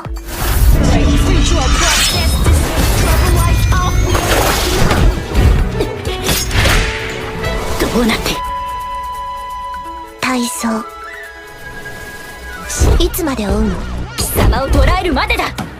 無理息切れさせようとしてるのに怖くនៅពេលដែលកូអាគឺចាប់នាងអត់បាននាងក៏បញ្ឆោតឲ្យហូមីរ៉ាទៅក្នុងភូមិដើម្បីឲ្យអ្នកភូមិនឹងចាប់ប៉ុន្តែសេងគឺក៏បានគប់ flashbang ហើយចាប់ហូមីរ៉ានឹងជាប់ប៉ុន្តែដោយសារតែសាច់ដុំរបស់សេងគឺនឹងមាននៅតែក្នុងខួរក្បាលអញ្ចឹងហើយរាងកាយរបស់សេងគឺនឹងគឺអន់ជាងស្រីទៅទៀតហើយអ្នកភូមិនឹងប្រុងចាប់នាងដែរតែចាប់នាងអត់បានបន្ទាប់មកនាងក៏បានរាប់មើលអ្នកភូមិនឹងហើយឃើញថាក្រុមជីនឹងម៉ាកម៉ានឹងបាត់ខ្លួនធ្វើឲ្យនាងសង្ស័យអញ្ចឹងហើយនាងកំញាប់ទៅតាមហើយអ្នកភូមិនឹងសេងគឺនឹងប្រុងទៅតាមហូមីរ៉ានឹងដែរប៉ុន្តែរកនាងអត់ឃើញហើយបាននាងតាមតាន់ក្រុមនឹងជីនឹងផែនការមួយនេះនឹងត្រូវបរាជ័យអញ្ចឹងហើយសេងគឺនឹងក៏បានយកអាវុធថ្មីអាវុធវិទ្យាសាស្ត្រថ្មីរបស់ខ្លួនគឺបិញបាំងកាយយល់មកបិញហ្នឹងបានអ្នកនរគ្នាស្គាល់អាបិចផ្សេងគេមួយដែលយើងសេហើយយើងចាំងទៅវាលោតជាងពណ៌ហ្នឹងអាហ្នឹងបិចហ្នឹងហើយអញ្ចឹងហើយពួកគេក៏បានដើរតាមដានហ្នឹងនៅពេលនោះគូហាគឺនឹងក៏បានសួរសេងគឺថាបើយើងចាប់នាងអត់បានតើខ្ញុំអាចសម្លាប់ហូមីរ៉ានឹងបានអត់ដែលសេងគឺបានសួរតបវិញថាតើនាងនឹងធ្លាប់សម្លាប់មនុស្សអត់ដែលនាងនឹងគឺអត់អញ្ចឹងហើយសេងគឺថាមិនបាច់នោះទេពីព្រោះផែនការមួយនេះយើងបានចំណាយពេលច្រើនណាស់អញ្ចឹងហើយវាមិនអាចបរាជ័យបាននោះឡើយចំណែកឯខាងក្រុមវិញនៅពេលដែលដើរតាមផ្លូវហ្នឹងក៏ត្រូវបានសេងគឺទេមកដែលជីននឹងគិតថាប្រហែលជាសញ្ញាថាហូមីរ៉ាហ្នឹងគឺកំពុងតែតាមដានពួកគេហើយអញ្ចឹងហើយពួកគេមិនអាចប្រើទូរស័ព្ទបាននោះទេអញ្ចឹងហើយសេងគឺក៏បានផ្លាស់ប្ដូរផែនការរបស់ខ្លួនវិញដោយសារតែហូមីរ៉ាហ្នឹងបានដេញតាមគ្នាក្រុមហើយសេងគឺនឹងបានដេញតាមហូមីរ៉ាហ្នឹងអញ្ចឹងហើយសេងគឺនឹងចង់ប្រើទូរស័ព្ទហ្នឹងផ្ដល់សញ្ញាទៅក្រុមដើម្បីឲ្យគ្នាក្រុមហ្នឹងមកស្ទាក់ចាប់ហូមីរ៉ាហ្នឹងវិញប៉ុន្តែនៅពេលដែលដើរពាក់កណ្ដាលផ្លូវហ្នឹងអាស្ដានរបស់ហូមីរ៉ាក៏ត្រូវបានបាត់ដោយសារតែនាងបានលៀងចេញទៅហើយអញ្ចឹងហើយ សេងគឺនឹងក៏បានប្រើខួរក្បាលរបស់ខ្លួននិងការផ្ដល់សញ្ញាពីជីនឹងដើម្បីកណនាពីទីតាំងរបស់ហូមរានឹងបន្ទាប់មកពួកគេក៏បានបោកហូមរានឹងឲ្យនាងឡើងដើមឈើរួចក៏កាប់ដើមឈើនឹងហើយចាប់នាងជាប់ក្រោយពីចាប់នាងរួចគ្នារបស់ជីនឹងក៏បានបន្តដំណើរទៅទៀតហើយពួកគេក៏បានមកដល់បន្ទាយរបស់សឺកាសាបន្ទាប់មកជីនឹងបានប្រាប់ឲ្យគ្នានឹងស្ងាត់ពីព្រោះនឹកកូនចៅរបស់សឺកាសាម្នាក់ហ្នឹងគឺមានត្រចៀកល្អអញ្ចឹងហើយកុំនិយាយខ្លាំងពេកបន្ទាប់មកពួកគេក៏បានរកឃើញនៅរូបចម្លាក់មនុស្សដែលសឺកាសានឹងប្រុងជួយដែលជីនឹងមើលទៅគឺដឹងថាគ្នាសឺកាសានឹងមានប្រហែលជាង32នាក់នៅពេលនោះមកគឺមកនឹងប្រុងកំតិចរូបចម្លាក់ហ្នឹងដើម្បីកុំឲ្យសឺកាសានឹងមានគ្នាច្រើនប៉ុន្តែក៏ត្រូវបានជីនឹងខាត់ពីព្រោះមនុស្សក្នុងរូបចម្លាក់ហ្នឹងគឺអត់បានធ្វើអីខុសនោះទេបន្ទាប់មកពួកគេក៏បានបន្តដំណើរទៅកន្លែងដែលសេងគឺបានប្រាប់ឲ្យលាក់ទូរស័ព្ទហ្នឹងដែលជីនឹងប្រាប់ថាកន្លែងហ្នឹងគឺជាភ្នូររបស់សេងគឺពីព្រោះសឺកាសាគិតថាសេងគឺស្លាប់ហើយអញ្ចឹងហើយយប់ឡើងហ្នឹងពួកគេក៏បានភ្ជាប់អង្តែនទូរស័ព្ទនិងខ្សែភ្លើងកប់នៅក្នុងដីប៉ុន្តែនៅពេលដែលពួកគេប្រុងកប់នៅក្នុងដីហ្នឹងស្រាប់តែទៅថ្មមួយអញ្ចឹងហើយអាម៉ាកុមាហ្នឹងក៏បានកំទេចថ្មមួយហ្នឹងធ្វើឲ្យមានសំឡេងយ៉ាងខ្លាំងធ្វើឲ្យគ្នាសឺកាសាដែលមានតិចល្អហ្នឹងលឺអញ្ចឹងហើយពួកគេក៏បានបញ្ញាប់កប់វិញឲ្យលឿនហើយលាក់ខ្លួនហើយក៏ត្រូវបានព្រួញビビりすぎだよ確かにこの辺で音がしたはずなんだけどអញ្ចឹងព្រឹកឡើងថៃជីនិងយីស្រីហានឹងក៏បានមកភ្នូររបស់សេងគឺដែលសេងគឺបានប្រាប់ទុកមុនហើយថៃជីនឹងក៏បានកាយយកទូរស័ព្ទនឹងហើយពួកគេក៏បានជួបជុំគ្នាឡើងវិញអញ្ចឹងយើងមកបន្តពីវគ្គមុនដែលនៅពេលដែលសេងគឺនិងថៃជីបានជួបគ្នារួចសេងគឺនឹងក៏បានចាប់ផ្ដើមប្រាប់នៅថៃជីអំពីផែនការរបស់ខ្លួនដើម្បីកម្ចាត់គ្នាសឺកាសានឹងដែលបាច់ធ្វើសង្គ្រាមឬបង្ហូរឈាមគ្នានោះទេអញ្ចឹងហើយសេងគឺបានឲ្យថៃជីនិងយីស្រីហានឹងនាំកូនចៅសឺកាសាម្នាក់ដើម្បីមកឲ្យពួកគេនឹងបញ្ចុះបញ្ចូលខាងគ្នាសេងគឺវិញហើយសេងគឺនឹងគឺអត់មានពេលច្រើនទេពីព្រោះតាចាំយូរទៅទៀតនឹងគ្នាសឺកាសានឹងមកវាលោកហើយអញ្ចឹងហើយផែនការរបស់ពួកគេនឹងចាប់ផ្ដើមនៅថ្ងៃស្អែកនៅពេលដែលជីនបានត្រឡប់មកវិញហ្នឹងអញ្ចឹងហើយសេងគឺបានប្រាប់ឲ្យថៃជីនឹងអានសារសម្ងាត់ដែលជីននឹងបានលាក់ទុកឲ្យប៉ុន្តែថៃជីនឹងគឺអត់ឃើញសារសម្ងាត់ដែលលាក់ទុកនោះទេដែលធ្វើឲ្យសេងគឺនឹងគិតថាប្រហែលជាជីននឹងផែនការរបស់ជីននឹងគឺត្រូវគេរកឃើញហើយជីនឥឡូវគឺកំពុងតែលាក់ខ្លួនពីគ្នាសឺកាសាម្នាក់ដែលមានឈ្មោះថាអ៊ឺខ្យូដែលវាមានតិចខ្លាំងហើយវាអាចស្ដាប់សំឡេងបានឆ្ងាយហើយវាថែមទាំងពូកែបខាងបាញ់ខ្លួនទៀតផងធ្វើឲ្យគ្នាជីននឹងមិនអាចទៅណារួចអញ្ចឹងហើយអាម៉ាកឺម៉ានឹងវាបានប្រាប់នៅផែនការរបស់វាដើម្បីឲ្យជីននឹងរត់គេខ្លួនគឺជាដំបូងហ្នឹងគឺវាឲ្យក្រុមនឹងរត់ចេញទៅមុនហើយឲ្យវានឹងត្រូវគេបាញ់ឲ្យងាប់បន្ទាប់មកវាចាំវាទៅវាយអាអ្នកដែលបាញ់នឹងដែលក្រុមនឹងគឺមិនយកព្រមទេអញ្ចឹងហើយក្រុមគឺបានបង្កើតផែនការរបស់ខ្លួនមួយទៀតដែលឲ្យក្រុមនឹងគឺបានធ្វើការដុតឲ្យស្មៅនឹងវាចេញផ្សែងរួចរត់ចូលក្នុងផ្សែងនឹងហើយស្រែកឲ្យខ្លាំងដើម្បីឲ្យជីនឹងរត់គេចខ្លួនកុំឲ្យអាខ្យូកូនឮសំឡេងហើយផែនការនេះគឺទទួលបានជោគជ័យដោយជីនឹងបានរត់គេចខ្លួនបានសម្រេចអញ្ចឹងហើយថៃជីនឹងក៏បានចាប់ផ្ដើមផែនការរបស់ពួកគេដែលថៃជីនិងយីស្រីហានគឺចង់បញ្ចុះបញ្ចូលឲ្យអ្នកយាមរបស់ពួកគេនឹងចូលខាងសេងគឺវិញហើយអ្នកយាមមួយហ្នឹងគឺគ្មានចិត្តចង់ចូលរួមជាមួយនឹងពួកគេទេទោះបីជាពួកគេសុំវល់យ៉ាងណាក៏ដោយហើយអ្នកយាមស្រីអ្នកហ្នឹងបានគម្រាមថែមទៀតថាបើសិនបើហ៊ានបញ្ចុះបញ្ចូលនាងទៀតនាងនឹងវាយដែលថៃជីនគឺក្បាលរឹងចឹងហើយវាក៏បានបញ្ចុះបញ្ចូលនាងរហូតធ្វើឲ្យនាងវាយឡើងខ្ទេចមុខតែម្ដងក្រោយពីនាងវាយវាអស់កម្លាំងរួចថៃជីនក៏បានសុំវល់ឲ្យនាងនិយាយជាមួយគ្នារបស់ពួកគេសិនទៅអញ្ចឹងការបញ្ចុះបញ្ចូលក៏បានចាប់ផ្ដើមដែលជីននឹងចាប់ផ្ដើមដូរសម្លេងរបស់ខ្លួនទៅជាតារាចម្រៀងអាមេរិកល្បីល្បាញម្នាក់ដែលមានគេស្គាល់ច្រើនហើយអ្នកយាមផ្សេងម្នាក់ហ្នឹងគឺជា fan ដ៏ធំថែមទៀតដែលបទចម្រៀងតារាមួយហ្នឹងគឺបានជួយឲ្យនាងនៅពេលដែលនាងជួបការលំបាកនៅសាលាហើយនាងស្រឡាញ់តារាហ្នឹងយ៉ាងខ្លាំងចឹងហើយបើនាងដឹងថាគ្នាសេងគឺនឹងលួចបន្លំធ្វើជានាងនោះនាងនឹងសម្លាប់គ្នារបស់ពួកគេទាំងអស់ហើយដែលធ្វើឲ្យសេងគឺនឹងជានឹងភ័យតិចតួចដែលជានឹងបានថាឲ្យសេងគឺថាចង្រៃមែនតើដោយសារតែមនុស្សដែលសេងគឺជួយដំបងគឺសឺកាសាហើយឥឡូវហ្នឹងអ្នកដែលបញ្ចុះចូលដំបងទៀតគឺជា fan ដ៏ឈួតថែមទៀតអញ្ចឹងហើយដើម្បីឲ្យដឹងថាតារាចម្រៀងហ្នឹងគឺជានាងពិតប្រាកដអញ្ចឹងហើយនាងក៏បានសួរថាតើតារាចម្រៀងមួយហ្នឹងគឺបានលក់ឌីសចម្រៀងអស់ប៉ុន្មាន ចឹងហើយសិនគឺក៏បានប្រើគូក្បាលរបស់ខ្លួនដើម្បីកណនីឌីសដែលលក់បានហ្នឹងគឺ60លានដែលជាចម្លើយត្រូវអញ្ចឹងហើយនាងក៏បានសួរសំណួរមួយទៀតគឺអំពីរាងកាយរបស់តារាមួយនឹងដែលធ្វើឲ្យសិនគឺនឹងជានឹងបាក់ចកេះអញ្ចឹងហើយសិនគឺក៏បានព្យាយាមកណនីរាងរបស់នាងដែលឪពុករបស់ខ្លួននឹងបានសែនឲ្យមើលហ្នឹងគឺកណនីឃើញថា88 65និង85ហ្នឹងហើយបើអ្នកនរគ្នាដឹងថាលេខហ្នឹងគឺមានន័យថាម៉េចទេ88ហ្នឹងគឺនៅដើមទ្រូង65ហ្នឹងគឺនៅចកេះនិង85ហ្នឹងគឺនៅក្រោមជើងនិងក៏ផ្លូវអញ្ចឹងក្រៅពីឆ្លើយតបនៅសំណួរទាំងអស់នឹងរួចអ្នកយាមផ្សេងហ្នឹងបានដឹងថាជីនហ្នឹងគឺបានលួចបដូរសម្លេងធ្វើជាតារាទៅហើយអញ្ចឹងហើយតែគឺនឹងក៏បានចាក់បទចម្រៀងដែលតារាចម្រៀងមួយហ្នឹងបានច្រៀងឲ្យនាងស្ដាប់ដែលធ្វើឲ្យនាងរំភើបយ៉ាងខ្លាំងពីព្រោះបទចម្រៀងមួយហ្នឹងគឺជាបទចម្រៀងដែលនាងចូលចិត្តស្ដាប់បំផុតហើយចឹងហើយនាងក៏បានយកព្រមជួយសេងគឺនឹងដោយលក្ខខណ្ឌមួយគឺថាសេងគឺនឹងគឺត្រូវតែការពារបទចម្រៀងហ្នឹងកុំឲ្យវាបាត់ឲ្យសោះដើម្បីទុកឲ្យនាងស្ដាប់ហើយនាងក៏បានចូលជាក្រុមសេងគឺទៅបន្ទាប់មកនាងក៏បានចាប់ផ្ដើមប្រាប់នៅព័ត៌មានដែលនាងដឹងអំពីស៊ីកាសាហ្នឹងដែលនាងដឹងថាស៊ីកាសាហ្នឹងម្នាក់ឯងគឺខ្លាំងហើយប៉ុន្តែស៊ីកាសានៅមានកូនចៅខ្លាំងទៀតដែលអ្នកខ្លះគេចូលចិត្តស៊ីកាសានិងអ្នកខ្លះទៀតគឺអត់នោះទេហើយស៊ីកាសាហ្នឹងមានកូនចៅដ៏ខ្លាំងពីរនាក់គឺជាដៃស្ដាំដៃឆ្វេងហ្នឹងដែលសេងគឺនឹងបានជួបម្នាក់រួចទៅហើយម្នាក់ទៀតហ្នឹងគឺវាខ្លាំងជាងនឹងទៀតដោយសារតែវាមានវិជ្ជាល្អហើយវាអាចស្ដាប់សំឡេងបានយ៉ាងឆ្ងាយចឹងហើយបើសិនបើជានឹងដូចបដូរសំឡេងវានឹងអាចដឹងភ្លាមតែម្ដងហើយជានឹងក៏ស្គាល់មួយនឹងផងដែរដែលកាលពីមុនហ្នឹងវាធ្វើការនៅក្នុងកប៉ាល់សមុទ្រដែលវាធ្វើជាអ្នកស្ដាប់សូរសំឡេងក្នុងសមុទ្រអញ្ចឹងហើយការស្ដាប់សំឡេងរបស់វានឹងគឺពិតជាសាហាវមែនតើចំណែកអ៊ឺខ្យូវិញគឺវាកំពុងតែចាប់ឃ្លោមយកទៅសួរចម្លើយនៅមុខស៊ីកាសាដែលអាឃ្លោមនឹងគឺបានស្គាល់ស៊ីកាសាមុនទៅហើយបានប្រាប់ខ្លួនថាវានឹងគឺជាគ្នារបស់សេងគឺចំណែកអាម៉ាកូម៉ាវិញគឺវាបានរត់គេខ្លួនបានសម្រេចហើយវាបានមកប្រាប់អ្នកភូមិថាឃ្លោមនឹងគឺត្រូវគេចាប់ហើយនៅពេលឮដំណឹងរួចកូហាគឺនឹងក៏ប្រុងរត់ទៅវាលើកប្រទេសស៊ីកាសាម្នាក់ឯងមិនតែក៏ត្រូវបានគេចាប់ដោយសារតែទៅម្នាក់ឯងនេះគឺវាអត់ប្រយោជន៍ទេអញ្ចឹងហើយសេងគឺក៏បានប្រាប់ថាបើទៅម្នាក់ឯងអត់បានយើងនាំគ្នាទៅទាំងអស់គ្នាតែម្ដងដែលសេងគឺនឹងគឺប្រុងនាំអ្នកភូមិទាំងអស់ហ្នឹងទៅនៅចិត្តប្រទេសស៊ីកាសាដើម្បីវាលោកតែម្ដងចឹងហើយសេងគឺបានប្រាប់ឲ្យអ្នកភូមិហ្នឹងត្រៀមអាវុធនិងត្រៀមអាហារនិងគ្រឿងសម្ភារៈប្រើប្រាស់និងគ្រឿងវិទ្យាសាស្ត្រទាំងអស់ហ្នឹងទៅនៅចិត្តប្រទេសស៊ីកាសាដើម្បីបង្កើតនៅវត្ថុដើម្បីវាលោកហ្នឹង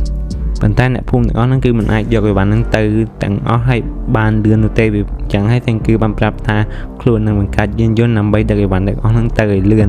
បន្ទាប់មកសេងគឺក៏បានចាប់ផ្ដើមគូប្លង់ផែនការដើម្បីបង្កើតឡានហ្នឹងហើយសេងគឺនឹងគឺសប្បាយចិត្តយ៉ាងខ្លាំងពីព្រោះសេងគឺនឹងចង់បង្កើតឡានហ្នឹងយូរមកហើយអញ្ចឹងហើយសេងគឺក៏បានចាប់ផ្ដើមបង្កើតគ្រឿងឡានទាំងអស់ហ្នឹងទៅប៉ុន្តែនៅពេលនោះកូហាគឺព្រួយបារម្ភអំពីឃ្លោមហ្នឹងដែរសេងគឺប្រាប់ថាមិនអីនោះទេឲ្យតែវាបិទមាត់ចិត្តទៅគឺគ្មានអាចគេធ្វើអីវានោះទេមិនអញ្ចឹងហើយសេងកូហាគឺក៏បានប្រាប់វិញថាមនុស្សឃ្លោមហ្នឹងគឺជាមនុស្សដែលមិនចេះស្ងាត់មាត់នោះទេអញ្ចឹងហើយប្រហែលជាវានិយាយអីឡប់នៅមុខស៊ីកាសាហ្នឹងហើយដែលធ្វើឲ្យសេងគឺព្រួយបារម្ភអញ្ចឹងហើយសេងគឺក៏បានប្រញាប់ធ្វើឡាននឹងឡើងឲ្យលឿនហើយកូហាគឺនឹងគឺនិយាយមិនចេះខុសមែនតែអាឃ្លោមនឹងគឺវាបាននិយាយពាក្យវិជាសាស្ត្រឈួតនៅមុខស៊ីកាសាធ្វើឲ្យកូនចៅស៊ីកាសាហ្នឹងចាប់វាយកទៅសួរចម្លើយហើយបើវាមិនប្រាប់គេនឹងគេនឹងទម្លាក់វាចោះដែលធ្វើឲ្យអាឃ្លោមនឹងភ័យស្លន់ស្លោបន្ទាប់មកស៊ីកាសាក៏បានព្យាយាមបញ្យល់ឃ្លោមនឹងឲ្យយល់អំពីការគិតរបស់ខ្លួនដែលស៊ីកាសាហ្នឹងគឺមិនស្អប់វិជាសាស្ត្រនោះទេប៉ុន្តែបើវិជាសាស្ត្រហ្នឹងគឺវាអភិវឌ្ឍលឿនទៅវាអាចធ្វើឲ្យពិភពលោកហ្នឹងបំផ្លាញបានដោយអាវុធដែលវិជាសាស្ត្របានបង្កើតហ្នឹងចឹងហើយគោលដៅរបស់ស៊ីកាសាគឺចង់ការពីពិភពលោកនេះកុំឲ្យដូចជាការពីមុនវិញចឹងហើយស៊ីកាសាបានឲ្យជំរឿពីទឹកឃ្លោមហ្នឹងដោយទី1ហ្នឹងគឺគាត់ចង់ឲ្យឃ្លោមហ្នឹងជួយរួមដៃគ្នាដើម្បីសម្រាប់សេងគឺហ្នឹងហើយបើឃ្លោមជួយឃ្លោមនឹងអ្នកភូមិទាំងអស់ហ្នឹងអាចរស់នៅបានយ៉ាងសប្បាយប៉ុន្តែបើឃ្លោមបដិសេធវិញឃ្លោមហ្នឹងនឹងត្រូវស្លាប់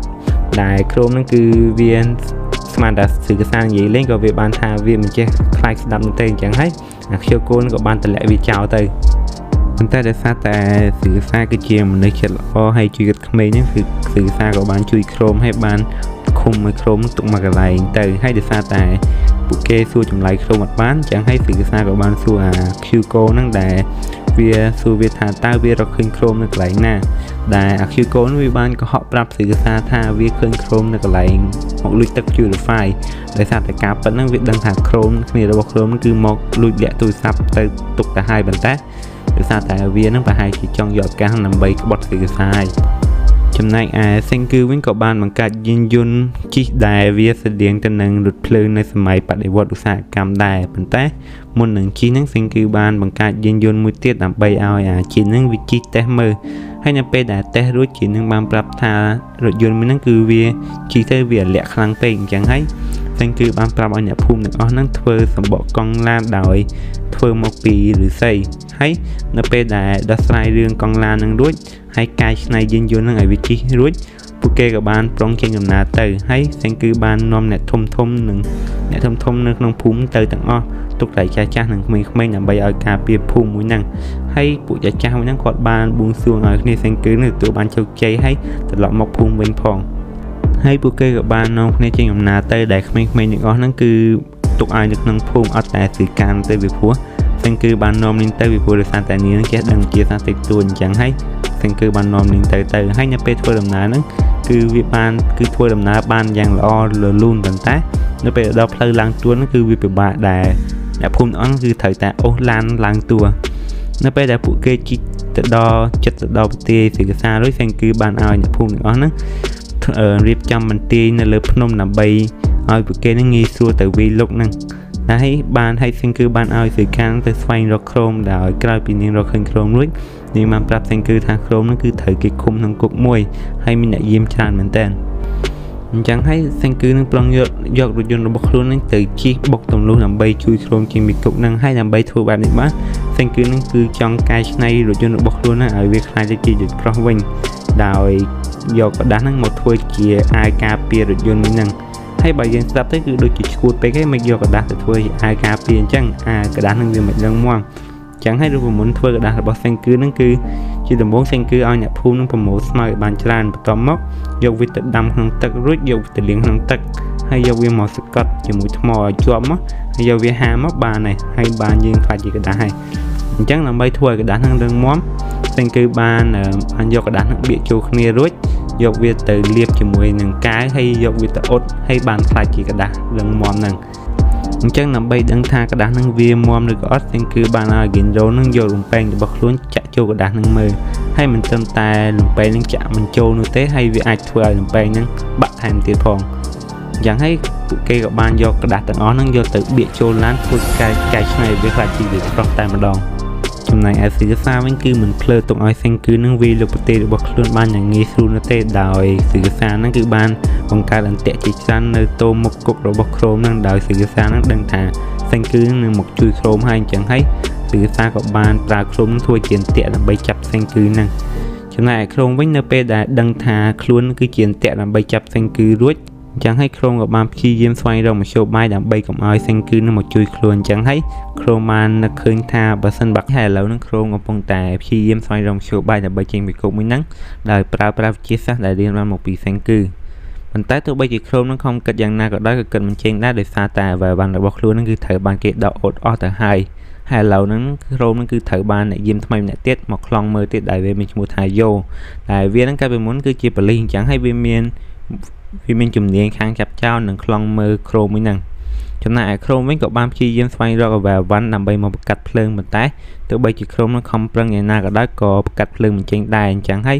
ជប់មួយហ្នឹងមានបុរសម្នាក់បានឲ្យថ្មអគ្គិសនីមកក្រុមវិញដើម្បីឲ្យក្រុមនឹងបង្កាត់ភ្លើងដែលក្រុមនឹងគិតថាអ្នកដែលយកមកឲ្យហ្នឹងប្រហែលជាយីស្រីហានឹងថៃជឿអីអញ្ចឹងហើយដោយសារតែមិនចង់ខាតពេលយូរក្រុមនឹងក៏បានប្រើថ្មហ្នឹងដើម្បីមកបង្កាត់ភ្លើងដុតឫស្សីហ្នឹងប៉ុន្តែក៏ត្រូវបានអ្នកយាមឃើញទាន់ហើយក៏បានវាយគំរាមក្រុមហ្នឹងហើយដោយសារតែវាគិតថាក្រុមនឹងប្រើឈើដើម្បីមកបង្កាត់ភ្លើងអញ្ចឹងហើយវាក៏មិនគិតអីច្រើនផងដែរអញ្ចឹងដោយសារតែផែនការទី1ក្រុមបានបរាជ័យអញ្ចឹងហើយក្រុមក៏បានគិតរកផែនការមួយទៀតដែលក្រុមនឹងគឺដឹងថាប្រសិនបើខ្លួននឹងអាចយកទឹកប្រៃលាយជាមួយនឹងថ្មអគ្គិសនីនឹងបានគឺក្រុមនឹងគឺអាចធ្វើឲ្យទឹកនឹងរំលាយខ្សែបានអញ្ចឹងហើយដើម្បីយកទឹកប្រៃនឹងក្រុមក៏បានផឹកទឹកឲ្យយ៉ាងច្រើនរួចហាត់ប្រាណដើម្បីយកទឹកប្រៃចេញពីញើសបន្ទាប់មកក្រុមក្រោយពីបានទឹកប្រៃច្រើនរួចក្រុមក៏បានយកថ្មអគ្គិសនីនឹងចាក់ចូលទៅក្នុងទឹកនឹងដើម្បីបង្កើតឲ្យទឹកនឹងក្លាយជាទឹកអាស៊ីតរួចក្រុមក៏បានយកទឹកនឹងចាក់ចូលទៅលើខ្សែឫស្សីដើម្បីធ្វើឲ្យវារលួយរួចក្រុមក៏បានចាប់ផ្ដើមរត់ចេញពីគុកមួយហ្នឹងប៉ុន្តែអាយ៉ូនឹងគឺវាមិនឲ្យក្រុមនឹងរត់ចេញយ៉ាងងាយស្រួលទេអញ្ចឹងហើយវាក៏បានរត់ដេញតាមចាប់ក្រុមយ៉ាងលឿន តច្រកគ្រោមនឹងក៏បានប្រុងតដៃជាមួយអាយ៉ូនឹងវិញបន្តែក៏ត្រូវបានអាយ៉ូនឹងវាយខ្ទប់មកកន្លែងអញ្ចឹងហើយគ្រោមក៏បានយកឱកាសនឹងធ្វើពើជាអួតឈាមហើយនិយាយប្រាប់អាយ៉ូនឹងថាខ្លួននឹងគឺមានជំងឺឆ្លងដែលធ្វើឲ្យអាយ៉ូនឹងមិនហ៊ានទៅចិត្តអញ្ចឹងហើយគ្រោមក៏បានយកឱកាសមួយនឹងវាយឲ្យទាត់អាយ៉ូចំក្តរធ្វើឲ្យវានឹងគាំងមកកន្លែងបន្ទាប់មកគ្រោមក៏បានរត់គេចបាត់ទៅនៅពេលគ្រោមទៅដល់ប្រទេសវិញពួកអ្នកភូមិនឹងក៏បានកោតសរសើរគ្រោមនឹងយ៉ាងខ្លាំងរួមទាំងសេងគឺផងដែរបន្ទាប់មកគ្រោមនឹងក៏បានប្រាប់នៅមធ្យោបាយរត់គេចរបស់ខ្លួនដោយប្រើវិធីសាស្ត្រមួយនឹងហើយដោយប្រើទឹកថ្នាំពណ៌ក្រហមដើម្បីបោកប្រាស់ពួកអ្នកយាមមួយនឹងចំណែកអាយ៉ូវិញនៅពេលដែលវាដឹងថាខ្លួននឹងត្រូវគេបោកវាក៏បានខឹងយ៉ាងខ្លាំងចំណែកឯសេងគឺវិញនៅពេលដែលជួយគ្រោមបានរួចសេងគឺនឹងក៏បានបដូរផែនការទៅដណ្ដើមយកទឹក purify វិញហើយបើសិនបើពួកគេអាចដណ្ដើមយកលអាងទឹកនឹងបានពួកគេនឹងអាចយកឈ្នះស៊ីកាសាហើយចំណែកឯស៊ីកាសាវិញគឺមិនចង់បាត់បង់ឡាងទឹកមួយនឹងទេអញ្ចឹងហើយស៊ីកាសានឹងក៏បានឲ្យកូនចៅរបស់ខ្លួនជាច្រើនទៅការពារនៅឡាងមួយនឹង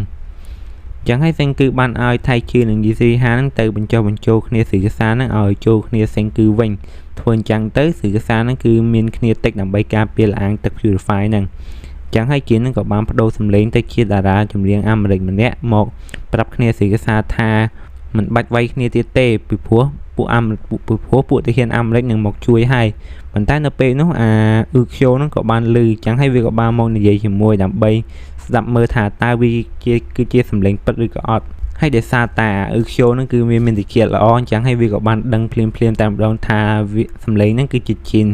ហើយអាអ៊ឺខ្យូនឹងគឺមិនចង់ធ្វើជាសត្រូវជាមួយសេងគឺនឹងទេគឺវានឹងគឺចង់ជួយសេងគឺនឹងវិញ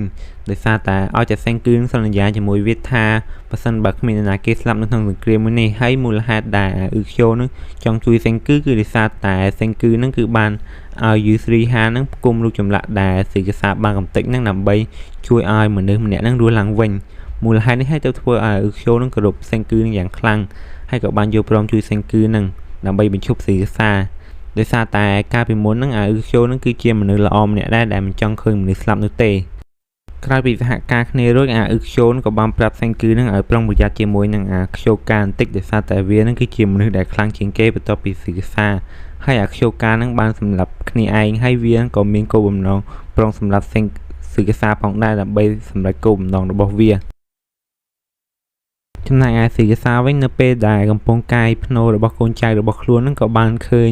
ម៉ាស៊ីនទូរស័ព្ទរបស់សេងគឺនឹងហើយក៏បានបញ្ញាប់រត់ទៅកម្ចាត់សេងគឺមួយនឹង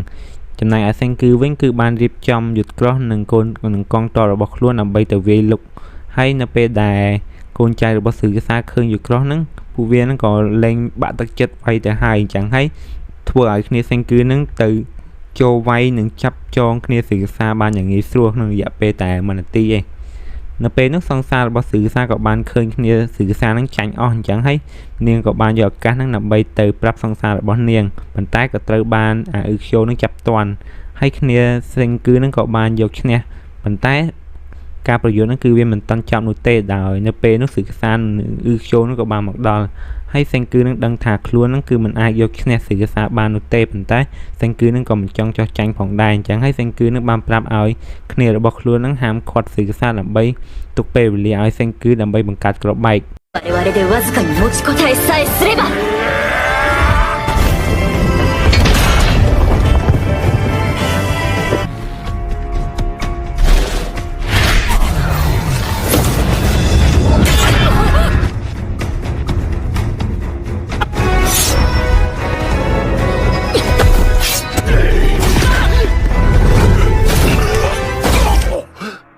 みんな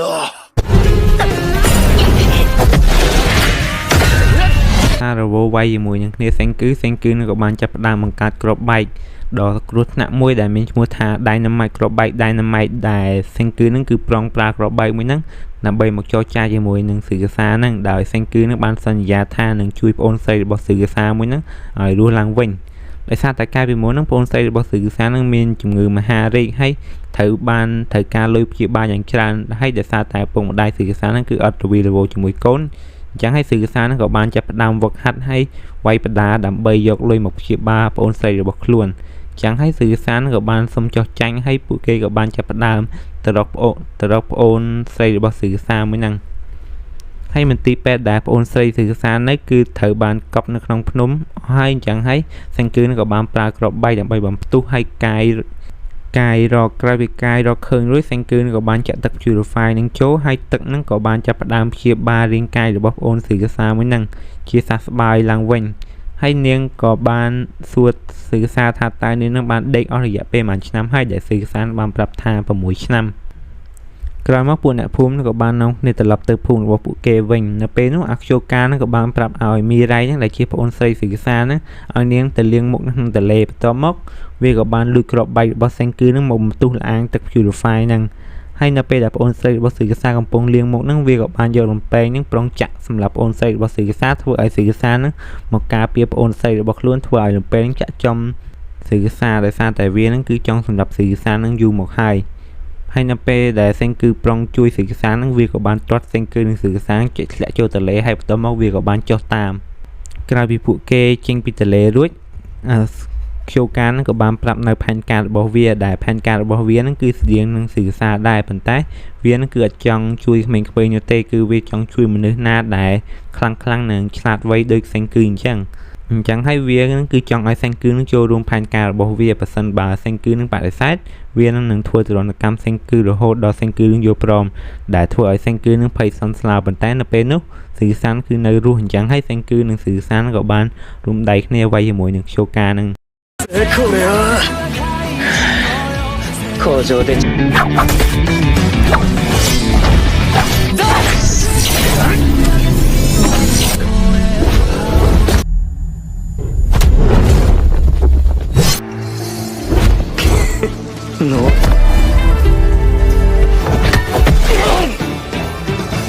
そうだね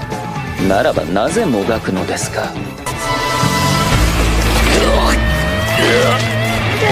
指先に包帯さっき私が切ったどうやってあんな瞬時に着火を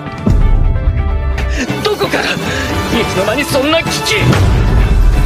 10万ボルトのスタンガンが爆弾だつかហើយនៅពេលដែលខ្យូកានឹងប្រងចាក់សម្រាប់សិក្សានឹងសេងគឺនឹងក៏បានយកថ្មទូរស័ព្ទនឹងមកឆក់ខ្យូកានឹងធ្វើឲ្យវានឹងសម្លាប់មកកន្លែងបន្ទាប់មកពួកអ្នកភូមិក៏បាននាំគ្នាជប់លៀងចំណែកឯអ្នកយាមយន្តនឹងវាប្រងយកឱកាសនឹងដើម្បីត្រូវគ្នាជាមួយនឹងក្រុមវិញអញ្ចឹងហើយវាក៏បានស្ម័គ្រចិត្តជួយអញ្ចឹងហើយយឺស្លីហានក៏បានឲ្យវានឹងជួយផ្គុំរូបចម្លាក់ដែលបាក់បែកនឹងដែលធ្វើឲ្យវានឹងលៀនភ្នែកចេញមកក្រៅដោយសារតែរូបចម្លាក់នឹងគឺវាច្រើនពេកចំណែកឯសិក្សាវិញគឺរបួសធ្ងន់ហើយមិនអាចរស់បានយូរនោះទេអញ្ចឹងហើយសិក្សានឹងក៏បានប្រាប់នៅទីតាំងរូបចម្លាក់ដែលខ្លួននឹងបានកំទេចនឹងសម្រាប់នឹងចំណែកឯសេងគឺវិញគឺកំពុងតែព្យាយាមធ្វើស្នាមដើម្បីបិទរបួសដើម្បីទុកពេលឲ្យសិក្សារស់បានយូរបន្តិចអញ្ចឹងហើយដើម្បីជួយសិក្សាហ្នឹងសេងគឺក៏បានប្រើជំរើសចុងក្រោយគឺប្រើទឹក purify បន្ទាប់មកសេងគឺក៏បានធ្វើការវះកាត់ទៅលើសិក្សាធ្វើឲ្យ user ហានឹងភ្ញាក់ផ្អើលយ៉ាងខ្លាំងហើយសេងគឺនឹងបាននិយាយលេងសើចថាបើសិនបើសិក្សាជាមនុស្សខ្លាំងយ៉ាងហើយសិក្សានឹងមិនបាច់ចាំត្រូវការឆ្នាំស្ពឹកអីនោះទេដែលធ្វើឲ្យប្អូនស្រីសិក្សាសន្លប់មកកន្លែងបាត់ទៅក្រោយពីការវះកាត់រួចសេងគឺនឹងក៏បានប្រាប់សិក្សានឹងមធ្យោបាយដើម្បីជួយសិក្សានឹងគឺសេងគឺនឹងចង់ប្រើធម្មពលពន្លឺនឹងធ្វើឲ្យសិក្សានឹងខ្លាយទៅជាថ្មឡើងវិញរួចប្រើទឹក purify នឹងដើម្បីព្យាបាលរបួសប៉ុន្តែមធ្យោបាយនេះគឺត្រូវការសម្រាប់សិក្សានឹងហើយទុករាងកាយរបស់សិក្សានៅក្នុងម៉ាស៊ីនត្រជាក់ដើម្បីការពាររាងកាយនឹងហើយបន្ទាប់មកសេងគឺនឹងគឺត្រូវការធ្វើដំណើរដើម្បីស្វែងរកពន្លឺមួយនឹងក្រោយពីធ្វើម៉ាស៊ីនរួចសេងគឺនឹងសិក្សាក៏បាននិយាយគ្នាលេងលើកចុងក្រោយដែលសេងគឺនឹងគឺបាននិយាយលេងជាមួយសិក្សារហូតដល់សិក្សាស្លាប់俺は自分のことをそんな風には思ってないああスーパーマリオ様だただパワー100億%幻覚だ思うだろ絶対壊れんようにព្រឹកឡើងសេងគឺក៏បានប្រមូលគ្នាទាំងអស់ដើម្បីមកនិយាយអំពីផែនការរបស់ខ្លួននឹងដែលសេងគឺនឹងគឺចង់ធ្វើដំណើរស្វែងរកពន្លឺដែលធ្វើឲ្យមនុស្សនឹងខ្លាចជាថ្មនឹងអញ្ចឹងហើយសេងគឺនឹងបានបង្កើតទូកយ៉ាងធំដើម្បីធ្វើដំណើរជុំវិញពិភពលោកអញ្ចឹងហើយ anime Dr. Stone ហ្នឹងក៏បានធ្វើចាប់ដំណឹងដែរ